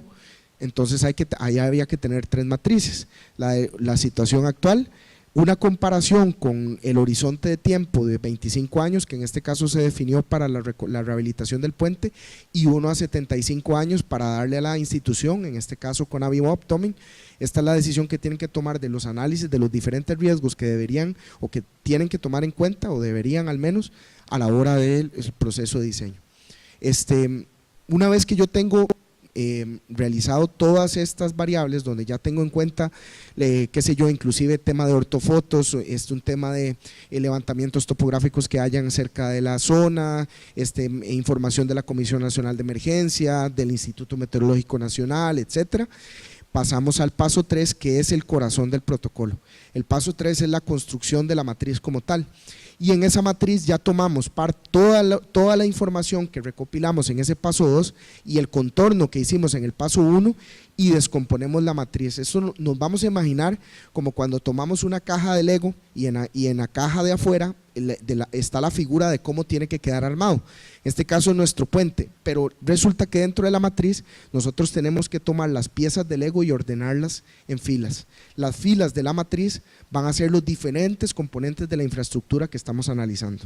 En este caso, si estamos hablando de un puente, y ahora lo vamos a ver en la matriz que tenemos ahí, estamos hablando de bastiones, de fundaciones, de la losa, de la superestructura, de los rellenos de aproximación, de todo lo que es señalización vial, de elementos que hayan externos, por ejemplo, torres de telecomunicación, etcétera, todo eso se descompone. Y en la parte de las columnas vamos a tener los eventos hidrometeorológicos extremos. Es decir, ahí es donde vamos a definir a través de una interacción que ahorita vamos a ver, si hay una interacción entre el componente climático entre el componente de la infraestructura y el elemento climático. ¿Cómo funciona esa interacción? De la siguiente manera: yo tengo un evento climático extremo y tengo los componentes de la infraestructura o del activo. Me voy a hacer la pregunta: ¿hay interacción? Si no hay interacción, entonces paso a la siguiente columna, que sería el siguiente evento climático extremo. Llámese la lluvia de inundación, la lluvia sobrecarga, llámese los vientos, sobre brisa marina, brillo solar, dependiendo de cuál sea la infraestructura que estamos analizando. Pero si sí hay interacción, el protocolo me lleva en un paso a paso a través de lo que vamos a llamar criterios de desempeño de la infraestructura, es decir, cómo se ve afectada la infraestructura a través de esta interacción. Y específicamente en el caso del puente, el protocolo contempla 10 diferentes criterios de desempeño. En el caso del puente vamos a analizar 3 específicamente: el componente estructural, el componente funcional, que como bien lo dice el nombre, es lo que tiene que ver con la función del puente, y el componente operacional, que ya tiene que ver con un tema de operación y mantenimiento propio del puente. Calculamos el riesgo, que va a ser la probabilidad de ocurrencia del evento climático extremo, que sale de los mapas de colores que vimos ahora que les presento a Nazaret y de la tabla, por la severidad del impacto. ¿Quién construye la severidad del impacto? El equipo de trabajo, y ahorita lo vamos a ver, inclusive creo que en esa fotografía sale Esteban, porque él participó en esa construcción. Nosotros nos sentamos en una mesa y definimos, ok, ¿cómo se va a ver afectada esa infraestructura? ¿Qué vamos a llamar un efecto, una severidad catastrófica? ¿O qué va a ser una severidad que no me va a generar ningún tipo de riesgo? Eso lo define el equipo de trabajo. Tenemos entonces impactos al servicio o a la comunidad, y vamos a partir de esos impactos a realizar recomendaciones sobre la adaptación de la infraestructura. Ya aquí estamos hablando no solo de impactos económicos, sino una cuestión importantísima que mencionaba Esteban al inicio. Hay acciones inmediatas que van a ser necesario tomar a raíz del que me aparezca en rojo en la matriz. Van a haber otras que puedo decir necesito mantener en observación y eventualmente voy a tener que tomar decisiones sobre ella, y hay otras en verde que van a decir necesito observarlas pero no necesito hacer nada, al menos de momento. Estas son las 2 tablas que se utilizaron. Este es el del caso de estudio. Tenemos la parte de la severidad, que lo definimos un poco más, pero se veía muy pequeña. Yo después se la puedo pasar a Esteban y con todo gusto para que los que asistieron y están en la lista se les pueda distribuir y puedan ver cómo es la definición en sí. Y la probabilidad, que viene de la información que nos envía Nazaret, tenemos la multiplicación de la probabilidad por la severidad, y estos son los umbrales de riesgo que definió el equipo. Es decir, la multiplicación, cuando nos da menor a valores de 15, vamos a tener un riesgo bajo, y como dijimos, no se requiere ninguna acción de momento. Cuando estamos en zona amarilla, entre 15 y 30, vamos a conservar eventualmente para un análisis posterior, y cuando tenemos mayores a 30, ya es un riesgo alto, vamos a requerir tomar una acción. Esta información viene de parte del IMN, y esta información, como ustedes lo ven acá está Esteban. Trabajamos en la construcción totalmente interactiva con el equipo de trabajo de la matriz de riesgo, de la severidad y de la probabilidad. El proyecto CSI, como lo comentábamos al inicio, es un proyecto a nivel global, está financiado por la Agencia de Cooperación Alemana y tiene un horizonte de tiempo al 2020. ¿Cómo vamos paso a paso por ese camino, por decirlo así, del proceso? Este es lo que sale en el paso 3. Vean acá donde están descompuestos, y esta es solamente una parte porque no me cabía toda la matriz, pero esta es solamente una parte. Acá están los accesos, acá está la subestructura, superestructura, accesorios, hay otros componentes. Tenemos descompuestos cada uno de ellos en piecitas más pequeñas, y entonces tenemos la probabilidad y la severidad como estructural, operacional y funcional. La multiplicación de cada una de estas me va dando estos colores, y vean que aquí hay dos ya en esta parte que nos aparecen en color amarillo. ¿Cuáles son esos dos?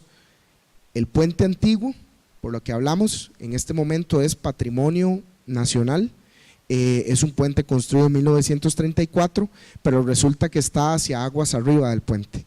Si en algún momento hay algún evento hidrometeorológico extremo que causa que ese puente colapse, me pone en riesgo el puente que está hacia aguas abajo y puede golpear e inclusive hacer colapsar la infraestructura que está actualmente en uso. Y tengo la sección hidráulica del puente. ¿Por qué? Por lo siguiente. Bueno, esa es una fotografía del decreto que salió en 1995 del patrimonio, y resulta que esta información que está acá es una batimetría que tiene el AIA, porque de casualidad, por esas casualidades bonitas de la vida, tenemos una estación hidrológica pegada al puente, y resulta que el AIA entonces le da un seguimiento y realiza una batimetría de manera muy continua. Este es un pequeño resumen, pero si ustedes ven aquí las fechas, vean la forma que iba teniendo la sección transversal hasta aproximadamente el 2015. Vean lo que pasó con Nate. Entonces, ese arrastre que tuvimos ahí, en este momento nosotros no tenemos certeza, y cuando hablábamos de paso 4, en el paso 4 nosotros tenemos la posibilidad de hacer un análisis de ingeniería más detallado, o tendríamos eventualmente la posibilidad de brincar y decir no, la verdad que tenemos elementos suficientes para tomar decisiones, tenemos los hallazgos, vamos a pasar a la sección de decir cuáles son las posibles medidas de adaptación. En este caso específicamente, al no tener certeza, porque esto se hace con un Doppler, vamos del 5 al 9 de noviembre se va a hacer un levantamiento topográfico detallado con la Dirección Marítimo Portuaria, a través de la colaboración de la Dirección de Puentes del MOP, donde vamos a levantar 270 metros de longitud por 180 metros de ancho del puente, para sopesar y comparar esto que tenemos, que es a través de un equipo digital, contra lo que en realidad tenemos ahí, y entonces ver si dentro del parámetro de riesgo tenemos que tomar alguna acción con respecto a la adaptación del puente. ¿Y por qué? Porque resulta que parte de la discusión cuando estábamos conversando, uno de los funcionarios del MOP nos comentó que ya ellos tenían la solución y que lo que iban a hacer era levantar el puente 1,5 metros. Entonces la consulta inicial fue, bueno, ¿por qué 1,5 metros? ¿Por qué no 1,20 m? ¿O por qué no 2 metros? Y no hubo respuesta, y es simple y sencillamente porque no hay un fundamento más que las fotografías que me indican que el cauce del río pasa por encima del puente cuando hay eventos climáticos extremos, y entonces ellos a puro feeling sentían que levantando la infraestructura 1,5 metros podían resolver el problema, y eso no es así. A través del estudio que tenemos ahorita, pues ya con ese insumo que van a tener, están evaluando si va a ser necesario ya no solo levantar la infraestructura, sino ampliar la luz del puente, y ese tipo de cosas son las que se pretenden a través del uso de este tipo de herramientas. ¿Cuál es el futuro de lo que nosotros esperamos? Bueno, el diálogo para la toma de decisiones, que ya no sea una cuestión de qué es el MOP y qué es CONAVI, sino que haya MOP, CONAVI, la NAME, TEC, colegio, y inclusive digamos diferentes expertos a nivel nacional, que puedan contribuir a ese trabajo, y que sea, como bien lo ponemos acá, un trabajo multidisciplinario e interinstitucional. Es decir, que ya no dependa de que alguien llegó y me dijo es que 1,5 metros, ¿y por qué? Porque sentimos que es 1,5 metros. No, 1,5 metros porque el siguiente estudio técnico me dice a mí que el agua que va a pasar ahí en una proyección a 75 años, el caudal eventualmente implica que sea 1 metro o 1,20 m, y con un factor de seguridad de 1,5 metros, ok, entonces yo me quedo tranquilo y es 1,5 metros. El deseo de continuar, lo comentaba Federico, no pretendemos que este sea otro estudio piloto, queremos que ya sea una cuestión en la cual los profesionales que estén involucrados en el desarrollo de infraestructura trabajen en el tema de adaptación, y ustedes, como bien lo decía, ahora iban al inicio, los que están hoy estudiando ingeniería civil, yo pasé por esta universidad, esta es mi alma mater y la quiero mucho, y parte de ese sentimiento también me lleva a que no solamente los profesionales de la universidad que tienen ahorita la posibilidad de estar acá, sino vi también participantes de otras universidades, vi algunos de la UACA, vi gente de otras universidades inclusive, que se lleven eso en la cabeza, es decir, que ya no es un tema que es un problema de las instituciones, es que el problema de hoy es suyo, es mío, es de todos. Y si nosotros queremos realmente trabajar en la adaptación al cambio climático, tenemos que trabajar todos en equipo. Finalmente, el deseo de crear un protocolo costarricense a través del trabajo que vamos a tener o que hemos tenido la oportunidad de trabajar no solo con CSI, sino con el acuífero de Nimboyores, la experiencia que tuvimos en Limón y otros proyectos pues que están por ahí tratando de cocinarse, pues nosotros lo que pretendemos es nuevamente no un estudio piloto, sino que ya con la experiencia que tenemos y con la posible participación de muchos de ustedes, estudiantes, profesores, académicos, etcétera, podamos construir un protocolo a nivel país. Eso es lo que yo les traía, les agradezco mucho el tiempo y espero que les haya sido de utilidad.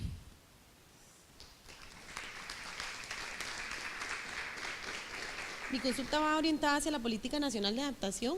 Se incorpora o al menos menciona en algún apartado la necesidad de la creación del Instituto Hidrológico o al menos cambios en los reglamentos actuales que tienen que ver con aguas superficiales, sobre todo en el hecho de que no existe nada que las clasifique y dé su calidad actual, porque lo que está actualmente es evaluación y clasificación y estamos bastante deficientes en eso. Entonces no sé si eso está fuera del alcance o lo incluye en algún momentito. Bueno, tal vez Iván, que es el que está con el tema de la Política Nacional de Adaptación, ya no nos acompaña, pero nosotros participamos activamente en el desarrollo. Vamos a ver, hay dos cosas, hay un código hidrológico que está en camino, en el cual, bueno, inclusive el ingeniero Luis Castro, que pertenece al equipo de trabajo de cambio climático y también al Departamento de Gestión de Proyectos del Colegio Federado, ha estado trabajando en el desarrollo de ese código. Pero más allá de eso, a través de él, y tengo que decirlo así, por rebote, cuando estábamos haciendo la investigación del paso 2, tuvimos una serie de reuniones con diversas instituciones, una de ellas fue el ICE, y en el ICE, a través de la unidad de estudios básicos, nos dimos cuenta que hay una comisión que se reúne de manera periódica, tenían ya bastante rato de no reunirse, pero en la cual tratan ese tipo de temas, y eso fue lo que mencionó Iván con respecto al tema hidrológico. Entonces, que ahora también lo comentaba Federico, la comisión como tal, vamos a ver, la Política Nacional de Adaptación contempla 6 ejes como tales, dentro de los cuales un trabajo muy fuerte está orientado a integrar esos esfuerzos de manera, valga la redundancia, integral, es decir, que ya no sean esfuerzos aislados, sino que se incorporen propiamente a la política como tal, que ya sea a través, sí, efectivamente a través de un decreto, pero que vengan a aportar, por decirlo así, al equipo de trabajo.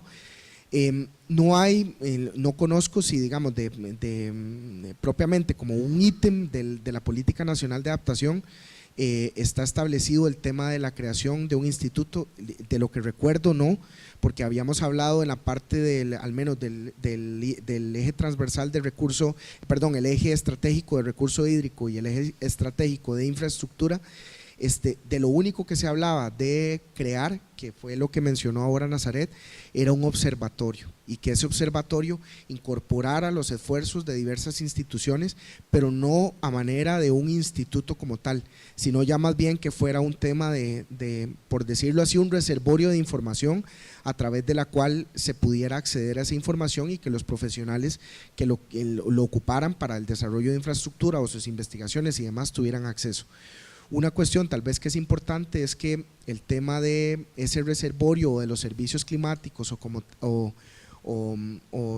el tema de tener información a disposición, datos abiertos, política de datos abiertos no necesariamente implica datos gratuitos, y eso es importante hacer, digamos, como una diferenciación, porque a la hora de, la idea es que sean accesibles para el investigador o para el consultor que está recibiendo un pago, digamos, por hacer la investigación, pero pues al mismo tiempo que la institución o la entidad que está obteniendo esos datos o reservando esos datos, pues va a tener costos asociados de una persona que va a tener, o de un equipo de trabajo que va a tener que estar ahí dándole mantenimiento a la base de datos, generando información, porque usted me podría venir y decir, mira, es que yo necesito, una cosa que usted me diga, yo necesito los valores de precipitación, y otra cosa muy diferente que usted me diga es que yo necesito todos los histogramas y los análisis ya realizados. Entonces, en eso consiste precisamente el tema de servicios climáticos. Entonces, tal vez lo enmarco todo porque es que el tema del instituto como tal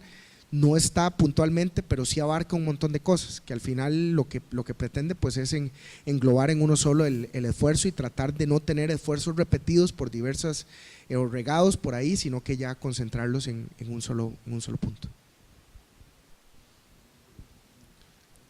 ¿Alguien más?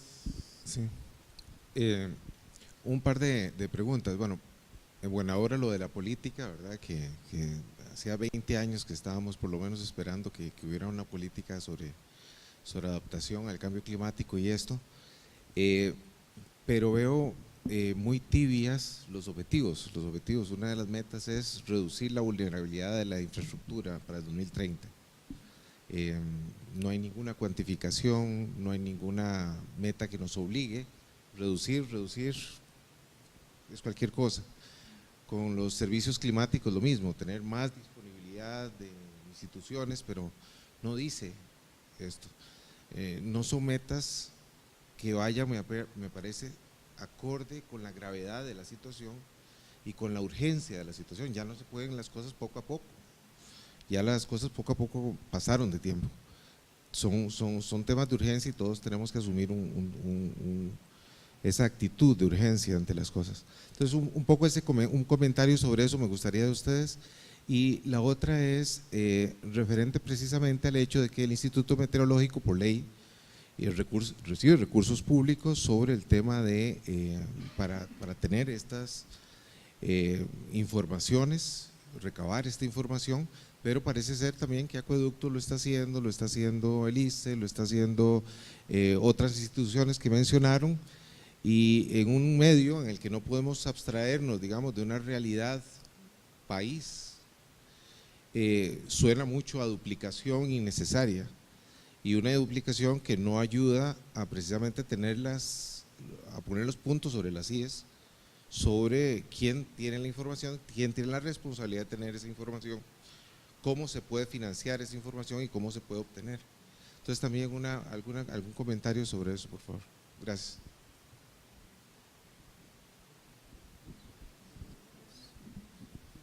Sí, bueno, como decía ahora, creo que Vladimir, el compañero de la Dirección de Cambio Climático, Iván, ya no está, que ellos son los responsables de la política. Nosotros, por lo menos, por lo que es GIZ, Cooperación Alemana, hemos participado, apoyado muchos planes de adaptación en distintos países del mundo, y lógicamente nos interesa mucho el tema de los indicadores, porque a lo que te referías es básicamente que hay que poner indicadores.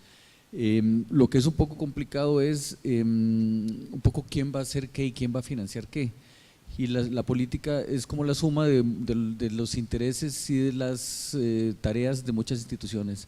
Entonces, bueno, un poco la discusión es cómo se financia eso, ¿verdad? O sea, ¿cuánto vale, por ejemplo, aplicar el protocolo como el que estamos haciendo? ¿Para cuáles infraestructuras se va a hacer?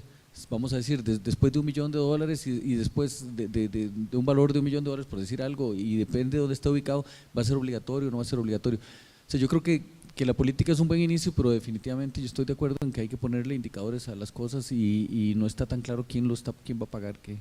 O sea, en este país hay muchas instituciones que construyen mucho y tienen una gran responsabilidad, ¿verdad? Entonces yo creo que ahí debería estar focalizado el tema, quién va, cuánto vamos a analizar, cuánto vamos a mejorar, vamos a considerarlo en qué tipo de obras, a partir de qué costo, etcétera. Pero ese es un poco, nosotros estamos acompañando el proceso.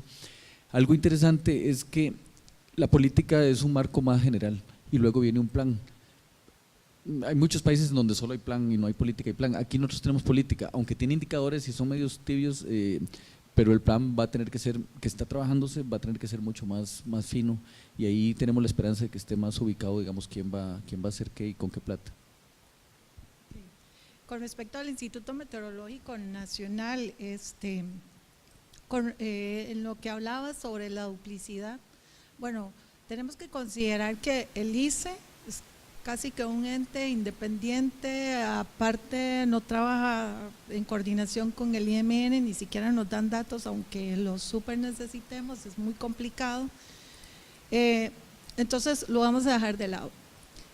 Centrándonos en el resto de los entes que brindamos servicios climáticos, yo les puedo decir que hace un tiempo para acá ya se ha abierto un poco el panorama de recibir la información que hubo al principio, un poco de recelo en recibir información de otras instituciones que tienen sus propias redes, y te puedo decir la UCR, Corvana, que le resultó más barato tener su propia red, ¿verdad?, para todos los productores de banano, y al final darnos la información a nosotros para evitar esta duplicidad.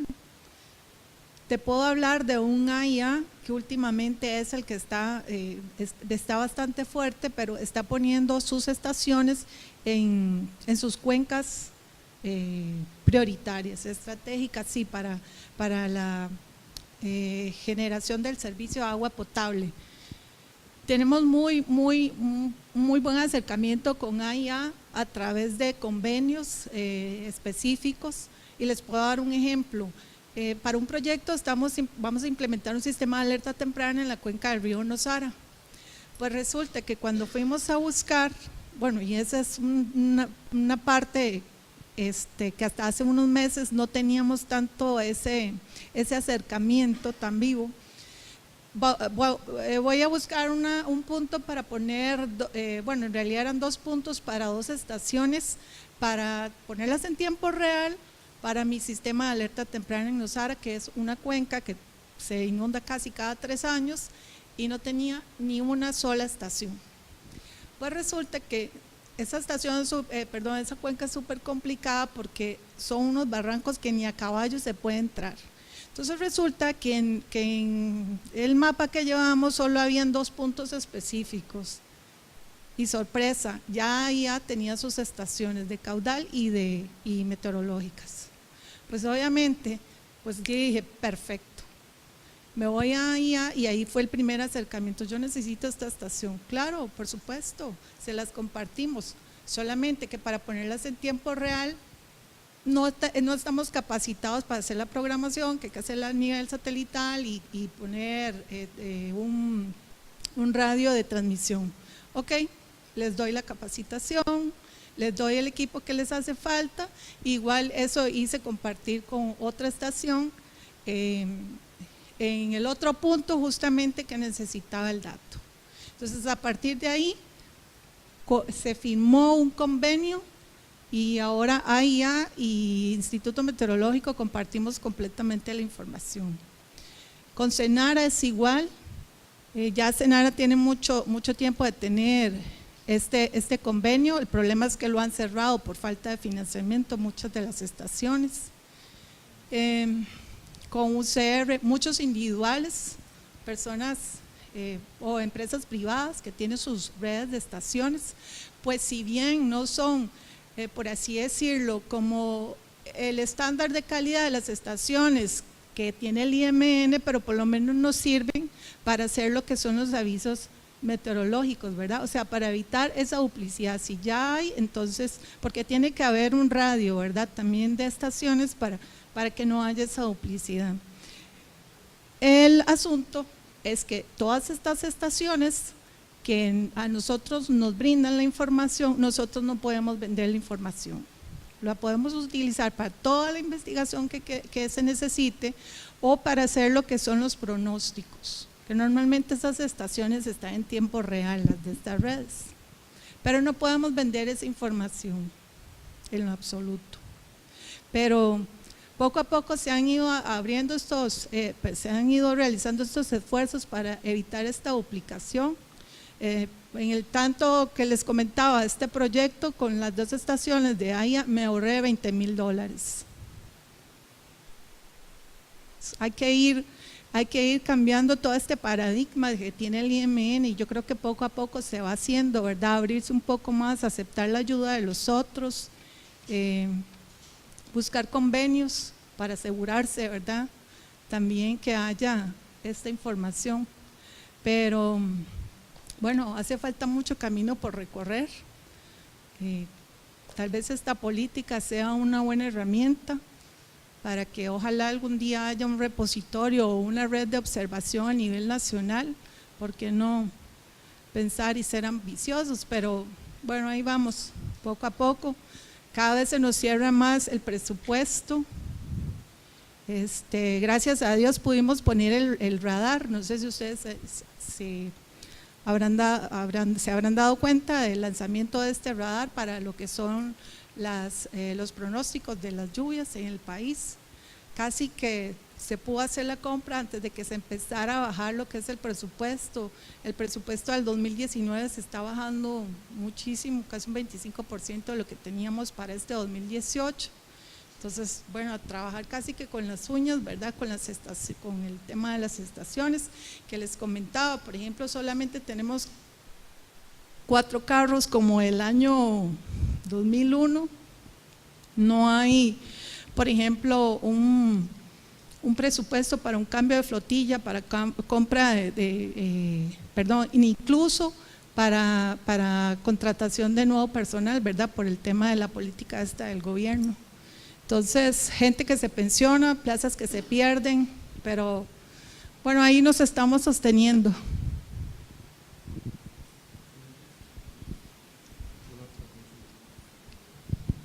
Bueno, muy buenas tardes y muchas gracias por las presentaciones. Tenía una duda respecto al tema de las modelaciones y los datos que podrían estar disponibles con el proyecto. Se comentó que actualmente hay 3 periodos de estimación, ¿verdad? A través de mapas.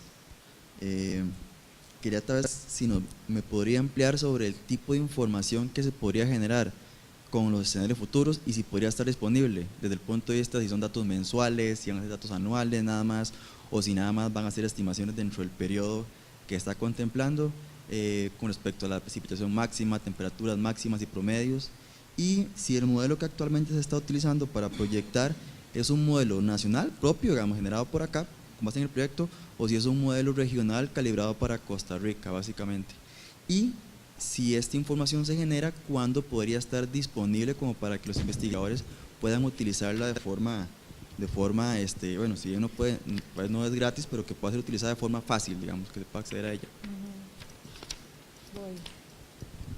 Bueno, como yo les hablaba antes, ahora con este proyecto, GIZ nos va a apoyar un poco con lo que es el mejoramiento de los escenarios de cambio climático. Estos se usan ensambles de casi 20 modelos, diferentes modelos globales y regionales. Incluso ahora se va a incluir uno, lo que es el CORDEX. Aún no se ha definido si se va a hacer a nivel mensual por el tema del espacio, de la memoria, o si va a ser a nivel anual. Como les decía, la resolución que tenemos en los mapas actuales, como las salidas que yo les presentaba de 50 por 50 kilómetros, la idea es reducir esa escala de 25 a 25 para tratar de reducir la incertidumbre. Incluso se va a mejorar el tema de lo que es reducir la incertidumbre entre los datos in situ y los datos de bases de datos satelitales, ¿verdad? Tratar de bajar ese sesgo para que haya menos incertidumbre. Se ha pensado incluso en trabajar con diferentes líneas bases para ver al final cuál nos da mejores resultados. Líneas bases, cuando hablo de líneas bases, es el clima histórico, por así decirlo, que vamos a proyectar a futuro.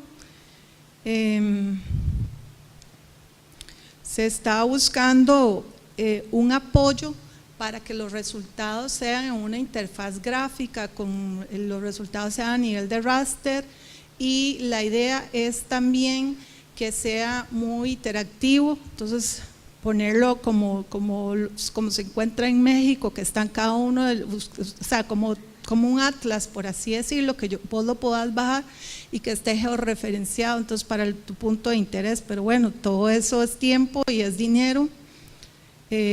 Para eso nosotros ya hemos firmado un convenio marco entre el Instituto Tecnológico de Costa Rica y el IMN, porque el CITCO nos van a apoyar. Ellos tienen un especialista en escenarios de cambio climático y estamos terminando lo que es el convenio específico para empezar ahora en el 2019 estos mapas, esperando que estén saliendo para febrero del 2020, si todo sale bien.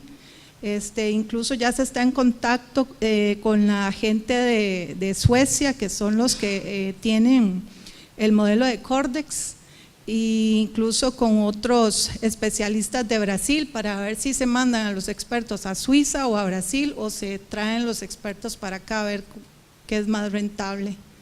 Pero sí, tenemos muchas ideas, habrá mucho mejoramiento y por supuesto reducir la escala, que era una de las principales metas. Pero bueno, habrá que esperar un año más, sí.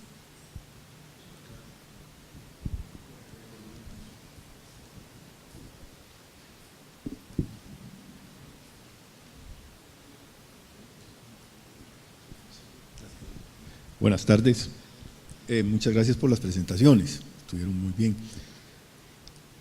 Es cierto, hay una serie de cosas que faltan, pero dichosamente ya hay una política pública, eso ya es bueno. Y hay una exploración que han finalmente hecho ustedes a través de estos, no sé, 2, 3 años, en todas las capacidades y todas las instituciones y que tenemos y que no tenemos. Y hay un horizonte fijado al año 2030, son 12 años de aquí. ¿Cómo ven ustedes el escenario, digamos, positivo que podríamos tener ahí? Digamos, no digamos el escenario malo, porque el escenario malo es simplemente dejarse ir por la inercia. Ustedes, que son los que han estado como más entendiendo, ¿qué escenario ven ustedes posible, positivo, de Costa Rica para el año 2030 en esta materia de la preparación? Bueno, dentro del trabajo que hemos estado haciendo con las diversas instituciones, lo primero que tenemos que decir es que, y que inclusive lo pusimos como una de las conclusiones, es que el interés de continuar está. Entonces, inclusive, por ejemplo, el trabajo que hemos venido haciendo con el CONAVI, con el MOB, con el Instituto Costarricense de Acueductos y Alcantarillados, inclusive con el mismo ICE, que hay pues una hermeticidad en cuanto a la penetración en información, en sus profesionales y demás. Hay un interés muy grande de participar activamente.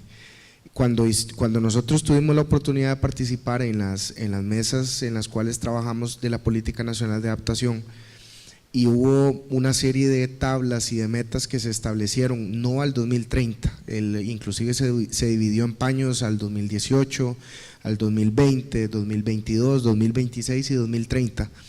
Esas metas se ven como posibles y mucho del trabajo que estamos haciendo a nivel, por ponerle tan solo un ejemplo, con las asadas, es que sin que esto implique que tengamos que esperar al 2020, ya el trabajo o el proyecto que nosotros estamos haciendo se masifique de alguna forma. ¿Y de qué manera? Estamos trabajando con la capacitación de los diversos profesionales en cada una de las instituciones. Por ejemplo, en el AIA tenemos al menos un taller ahora en 2 semanas que forma parte del desarrollo del proyecto como tal del acuífero de Nimboyores y la adaptación al cambio climático de la infraestructura del acueducto que están construyendo ellos, y parte de esa información, o más bien parte de esa formación, lo que pretende es, y lo que ellos quieren porque nos lo han pedido expresamente, es tratar de proyectar el trabajo que venimos haciendo ya a la realidad, sin tener que esperar al 2020 o al 2030.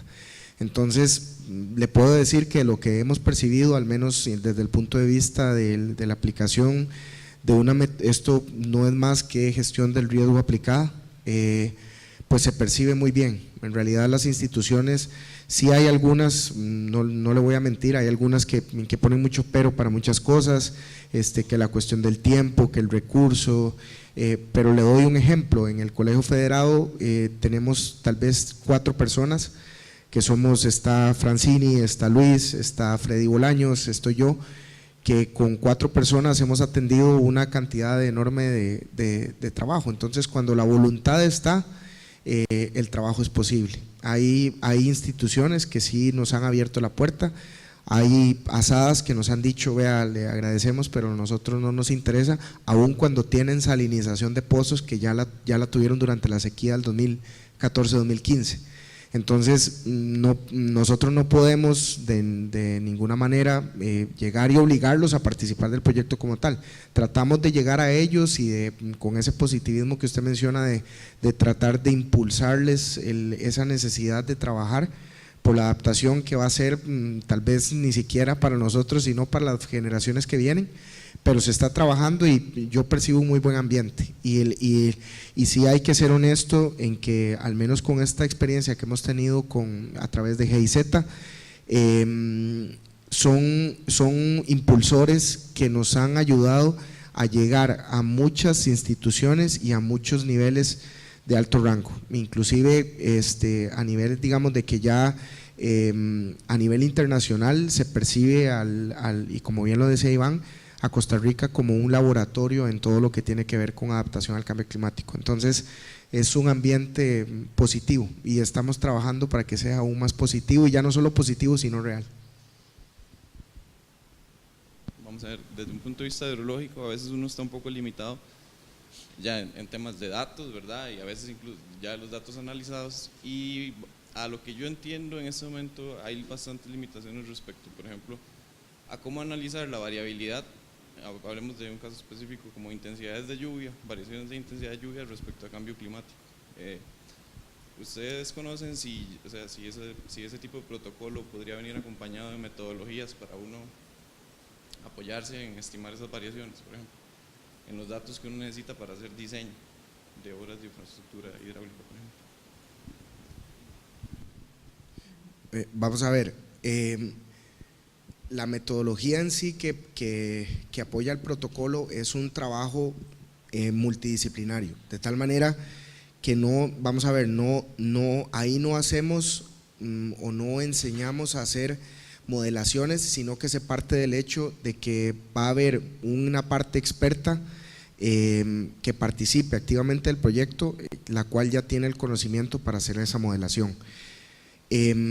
Sí se está trabajando propiamente, por ejemplo, en el conocimiento de qué es lo que implica esa modelación o qué es lo que implica ese escenario. Le menciono el ejemplo del puente. Tenemos ahorita 3 posibilidades, una que ya está casi descartada, que es no hacer absolutamente nada sobre el puente. Vimos la imagen y es necesario hacer algo, pero hay 2 escenarios que están en este momento todavía digamos un poco sin definición, porque el CONAVI y el MOB en este momento, a través del esfuerzo que se está haciendo, se están poniendo de acuerdo entre si se hace la rehabilitación del puente o si se construye nuevo. Esa decisión que se toma va a implicar las modelaciones a 25 años y 75 años, pero ya hay una experta en este caso que trabaja bajo esas modelaciones. Entonces hay una parte que nosotros estamos tratando de proyectar, que es hacia la academia precisamente, y ya en la academia pues tendremos que dividir ya no solo el tema de gestión del riesgo como tal, sino también el tema de modelación y demás. Entonces tal vez no es como un producto del protocolo el enseñar a hacer la modelación, ya se partiría del hecho de que la modelación ya está. Tal vez para agregar respecto a eso, digamos, es que los modelos pueden estar en este momento un poco limitados respecto a resolución y alcance. Por ejemplo, digamos, a lo que entiendo, un modelo climático regional en este momento tal vez puede ayudarle a uno con variaciones o proyecciones de variaciones máximos diarios, volúmenes diarios, pero a veces uno para diseño necesita más que eso. Por ejemplo, cómo se distribuye ese volumen a nivel horario, y porque bueno, nuestras cuencas son muy pequeñas y entonces a veces la resolución va limitada. Sí, yo lo entiendo. Imagínate que ahora que estamos con el convenio específico para desarrollar los escenarios de cambio climático, o sea, volamos pensando que se haga a nivel mensual. Michael Méndez del CIFCO a veces no sé cómo a qué planeta se va y quiere hacer, por ejemplo, las curvas de intensidad, duración, frecuencia para 2030, 2070 y 2100, que prácticamente la gente de Corvex le dijo, ¿what? O sea, sí, hay gente que sí lo ha hecho, pero digamos, se necesitan supercomputadoras que por lo menos Costa Rica no las tiene. Se necesitan datos súper finos que las estaciones que tenemos nosotros, a pesar de que somos así, o sea, no es posible, porque si vos vas a las estaciones que tienen acumulados de 5, 10, 15 minutos, damos lástima. Entonces no te sirve, no tenés datos. Y las bases de datos climáticas no tienen esos datos, entonces no tenemos, por así decirlo, la materia prima para desarrollar esos escenarios. Y entonces, ¿cómo ven ustedes, digamos, esa limitación respecto a los alcances del proyecto, que al final de cuentas es dar resiliencia a la infraestructura, pero si la información que yo requiero para hacer diseño no la puedo obtener pensando en cambio climático? Ok, digamos, vos tenés los datos históricos, usted puede hacer incluso un análisis de tendencia, entonces vos te puedes basar como experto, ¿verdad? Te puedes basar en lo que es este análisis de tendencia, ¿verdad?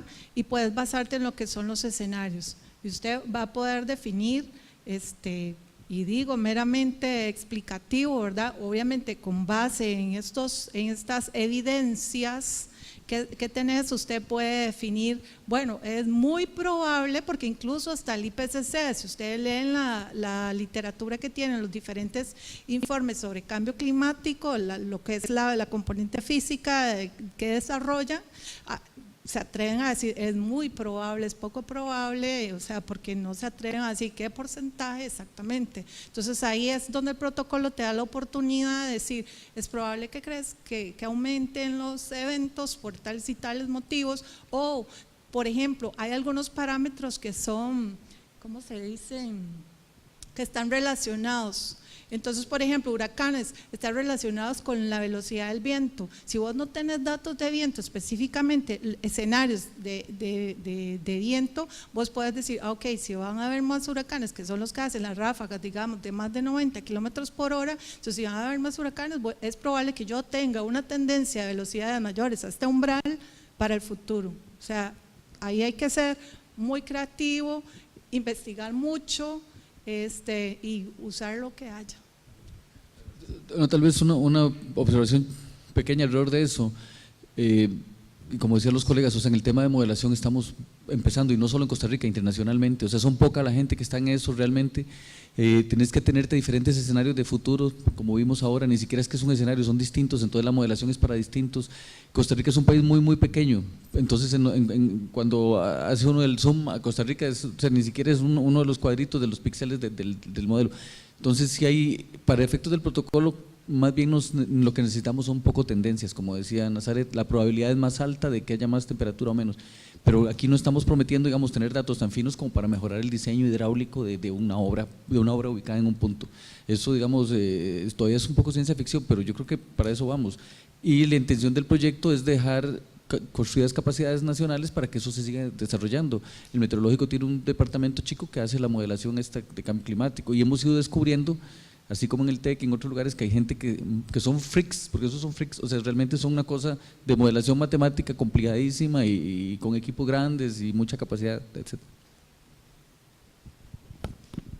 Bueno, nada más, agradecerles a todos la presencia y agradecerles a ustedes también, y de parte de la NAM y la Universidad de Costa Rica extenderles pues que las puertas están abiertas a cualquier cooperación o ayuda que necesiten en este tema, y un aplauso para todos los expositores.